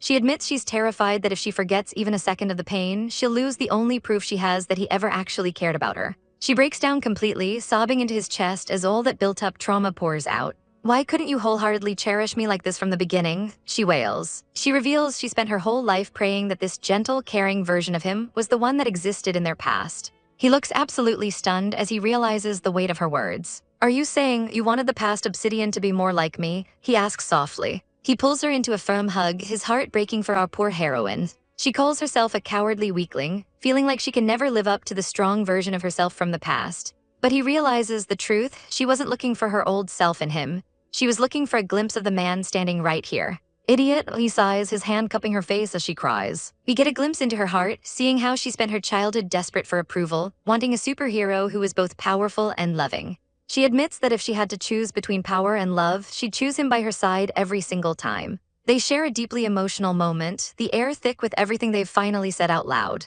But the drama isn't over yet because he reminds her that they still live in a dangerous world. He tells her they either need to get strong enough to protect everyone, or they have to make a clean break from these relationships. Our girl looks torn, her heart still attached to the small slice of normalcy she found. She thinks back to her dorm mates, Xia Yihen with her giant heart, and Liu Zhu who acts bossy but shows affection in her own way. Even if she didn't talk much, just being around them made her feel like a regular student for once. But every nightmare drags her back to her lonely reality. She feels like a monster for pushing them away, thinking that leaving the dorm is the only responsible thing left to do.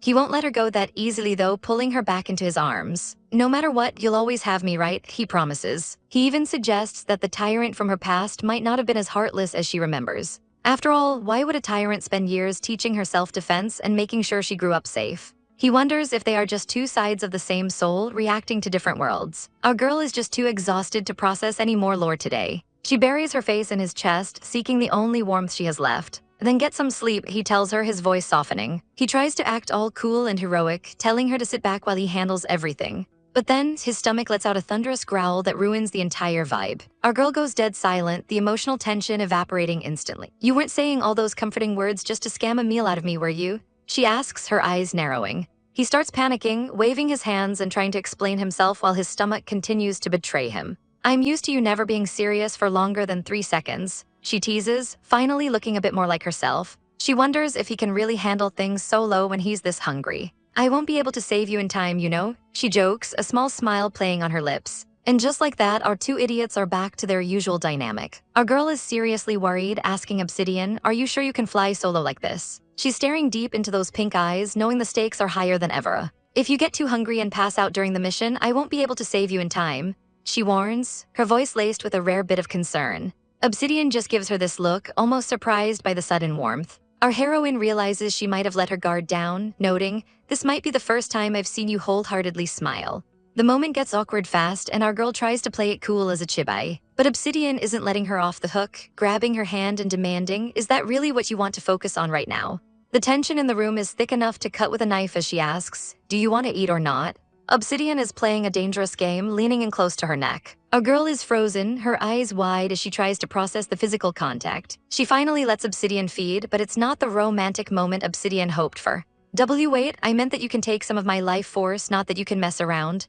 Our girl stammers, blushing like crazy. Obsidian, being the ultimate tease, just purrs, but I don't want to just eat a sloppy meal. She's got those fangs out, looking absolutely predatory. No matter how convenient life force is, it doesn't change the fact that it tastes like a microwave dinner.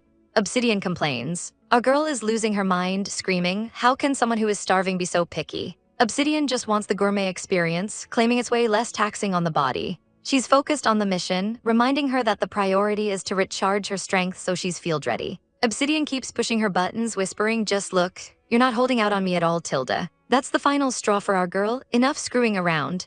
She screams, shoving Obsidian's face away with a giant red anger vein popping on her head. She gets serious, asking if Obsidian is being a little too relaxed considering they're enemies. If they don't do the proper preparations now, she won't be there to support her. Obsidian finally looks a bit guilty, admitting, "I'm getting carried away again." But she quickly bounces back into her clingy self, shouting that it's only because she's very super extra happy. She's nuzzling our girl who's just done with the drama. Obsidian tries to play it off as a way to make them both happy, even landing a cheeky kiss on her hand. "No matter how cheesy I get, you're immune to my charms, huh?" Obsidian pouts. Our girl just sighs, telling her that maybe when she's really bored, she'll call her over to play. Finally, they get down to business. "Be a good girl and eat your damned microwave dinner," our girl commands, and Obsidian finally starts to feed for real. As the sun sets over the city, a magical golden bird, our heroine's construct, soars toward the massive Global Corp building. While she's watching through the bird's eyes, she sends a telepathic command. "Time to earn your keep, Obsidian." Inside a high-end office, a blonde manager is being confronted by a mysterious figure in black robes.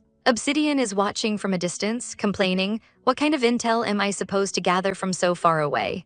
She decides to infiltrate, even though our girl warns her through the comms, "Don't be stupid, that's their territory." Obsidian uses her weak magic signature to slip past the sensors, transforming into a small, inconspicuous bird. She perches by the vent, listening as the robed figure calls the blonde woman cowardly. The figure mocks her, saying she's just attached to her wealth and status. But the blonde manager isn't intimidated, calling the intruder arrogant and clueless. She drops some major lore, explaining that the chief is the absolute authority of these lands and has hand-raised generations of nobility. The robed figure loses it, screaming, "We're demons, we are a higher life form. They want to crush the current balance between humans and demonkind." The manager has heard enough, snapping, "Watch your mouth, brat," as she launches a glowing green magic pen like a spear. The demon barely dodges the attack, which thunks into the wall with terrifying force. The manager warns that if they disrupt the lifestyle she enjoys, she will find them and grind them into a meat pie to feed her cats. Talk about a girl boss threat.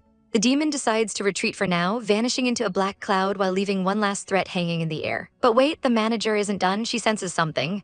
Obsidian, still in bird form, is frozen in the vents. "So the fear I was smelling came from you?" The manager asks, her eyes narrowing as she spots the bird. She reaches out, but Obsidian is too fast, flickering away with a faint bit of magic. Our girl is currently losing her mind, waiting in an empty room with her arm still in bandages. Suddenly, the door creaks open. She immediately goes on the warpath, screaming, "You bastard, why didn't you call me back if you were fine?" The man collapses right in front of her, hitting the floor like a sack of potatoes. Our heroine freezes, her anger turning into pure confusion as she asks what the hell just happened. She rushes to his side, panicking because he looks completely drained. He's out cold, and honestly, he looks like he's seen a ghost. His spirit was screaming at himself for being an idiot and letting his fear expose him. He was fading fast, desperately searching for a vessel to inhabit before his magic reserves hit zero. He finally spots his own body slumped against a wall. He knows if he stays out any longer, he's toast. With a final thump of his heart, his spirit dives back into his physical form. He gasps for air, clutching his chest as the magic reconnects. He thinks he's safe, thanking God that his body was right where he left it. But his relief is short-lived because when he opens his eyes, he's staring right at a pair of glowing green eyes. He tries to bolt, but a blast of green magic pins him down instantly. The blonde woman hovering over him isn't playing games, demanding he start talking. She wants to know exactly why he was eavesdropping from the vents like a common creep. She grills him about his search for someone named Tan Sang and his obsession with protecting the chief. Trembling on his knees, he realizes he's totally outmatched. He explains that the dark magic Tan Sang wields is a terrifying power that corrupts everything it touches. He's been tracking the guy because Tan Sang plans to break all the rules and use outsiders to kill the chief. The blonde demon just scoffs, asking what the point is. She looks down on him, mocking his measly magic reserves and telling him there's no way he can stop a monster like that. Our poor guy looks absolutely defeated. He still insists that he has to at least warn the chief so she can take precautions. The woman suddenly mentions his little girlfriend and his face goes pale. He screams at her, asking why everyone is so obsessed with invading his privacy. She just smiles, revealing that she didn't need to ask. She's been skimming his mind this whole time. She calls him a fool for putting his life on the line for a human. He finally snaps back, telling her she's one to talk since she's following the chief on nothing but blind faith. Instead of getting mad, she bursts into a fit of laughter. She decides he's actually pretty cute and offers to answer his questions as a treat. She explains that 600 years ago, demons were no better than rats in the streets. Everything changed when she took charge, lifting the succubi out of the trenches and carving out a safe space for weak demons to survive. This woman was one of the first ones the chief saved. She admires the chief for maintaining order for so long and refuses to question her decisions. She's doing quite well for herself in human society and isn't about to risk her comfortable life for some bratty teenager going through a rebellious phase. Our guy is stunned, asking why she's revealing all of this to him. She gives him a cryptic look, saying she wants to dote on him since the chief seems to like him so much. He's completely lost, claiming he doesn't even know where the chief is. She leans in close, touching his forehead with a glowing finger and whispering, "She's been here all along." Suddenly, the image of the true leader of all succubi, Chief Iliatic, flashes before his eyes. The mysterious white-haired woman from his visions is finally revealed. He realizes the chief has been hiding inside him the whole time. His little demon spirit is having a total meltdown, realizing he's been searching everywhere for her while she was literally hitching a ride in his own body. The blonde woman admits she was surprised too, but she could tell his memories were locked away by a very subtle seal. She admits she poked at the seal just to see what would happen. Deep within his consciousness, the green spirit woman bows to the white-haired lady, calling her my lady. She reports that Tansang has officially switched sides and is targeting her, though it might be a diversion. The little demon's spirit is fuming because they're talking in his head, but he can't hear a single word of the conversation. Suddenly, the pieces click together. The woman they call Chief is the mother he sees in his dreams. She reaches out to him and he cowers, admitting he only wanted to confirm her identity for himself. She gently pats his head, surprising him. He thought she'd be furious at him for sticking his nose into pointless conflicts. He quickly warns her that an exorcist named Zhang Hongxia is coming for revenge. He looks at her with big teary eyes, telling her he'd be really sad if she disappeared. "Mama," he whimpers. She tells him not to worry because Mama has everything under control. Seeing she's in a good mood, he goes full baby mode, asking Peewetty Peewees for one more answer. He asks the big question, why did she change his memories back then? Her expression goes cold and she remains silent. He backs away, immediately regretting asking. She tells him that knowing the truth isn't always a good thing, not for him or the girl by his side. She claims she's doing all of this to protect them. He explodes in anger, telling her not to guilt-trip him with that line again. "What's so good about my life right now?" He screams, demanding a say in his own memories. She grabs him, her aura turning dark as she asks what else she should have done. She reveals the heartbreaking truth. He was her frailest child and he was on the verge of death. In his final moments, he had begged her to free him from his suffering. She whispers that she simply couldn't deny his final request. Our poor demon heroine is sweating bullets, her red eyes wide with terror. "I killed him for you already," a voice screams in the dark. In her small animal-like form, she whimpers, "Free me or kill me." She wobbles and falls, completely spent. The high-ranking white-haired figure catches her, looking down with an unreadable expression. Another demon woman, Savorite, appears in a green glow. She's confused. "You took away your magic from everyone to hide yourself," she notes. "Why did you leave a piece in her body?" The figure simply replies that this child has a way of tugging at their heartstrings. Savorite remembers the first time they saw her. She looked like a shriveled fruit. She was weak, destined to be nothing more than fertilizer for the other children. But despite being so small, she defied every expectation and lived. Watching her tenacity reminded them of their own past. They were once like her, hiding in cracks and scrounging through garbage just to survive the rain. Savorite suggests it would be easier to just erase her memories entirely. But the figure refuses, choosing to leave a memory seal instead. They place security measures on the wide-open doors to her mind. "You jerk, say something," she yells, but he's out cold. She's fuming because he keeps taking risks and making her worry sick. She summons her blue magic, deciding to force her way into his thoughts. But the second she touches him, she hits a wall.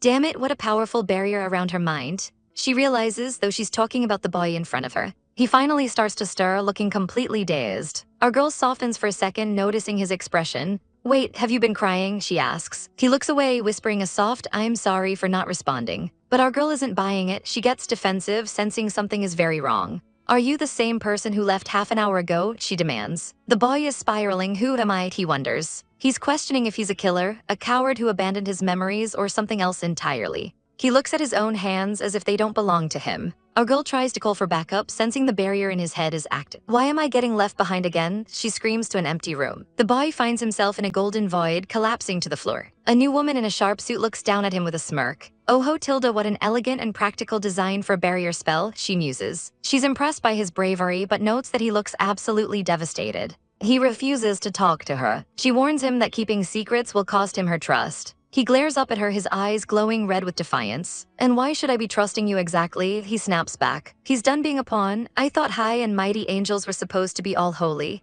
He sneers, challenging her very nature. At the same time, the tension is thicker than a villainess's plot armor. Our girl is absolutely fuming, pacing around like a caged tiger because she's realized she's being played.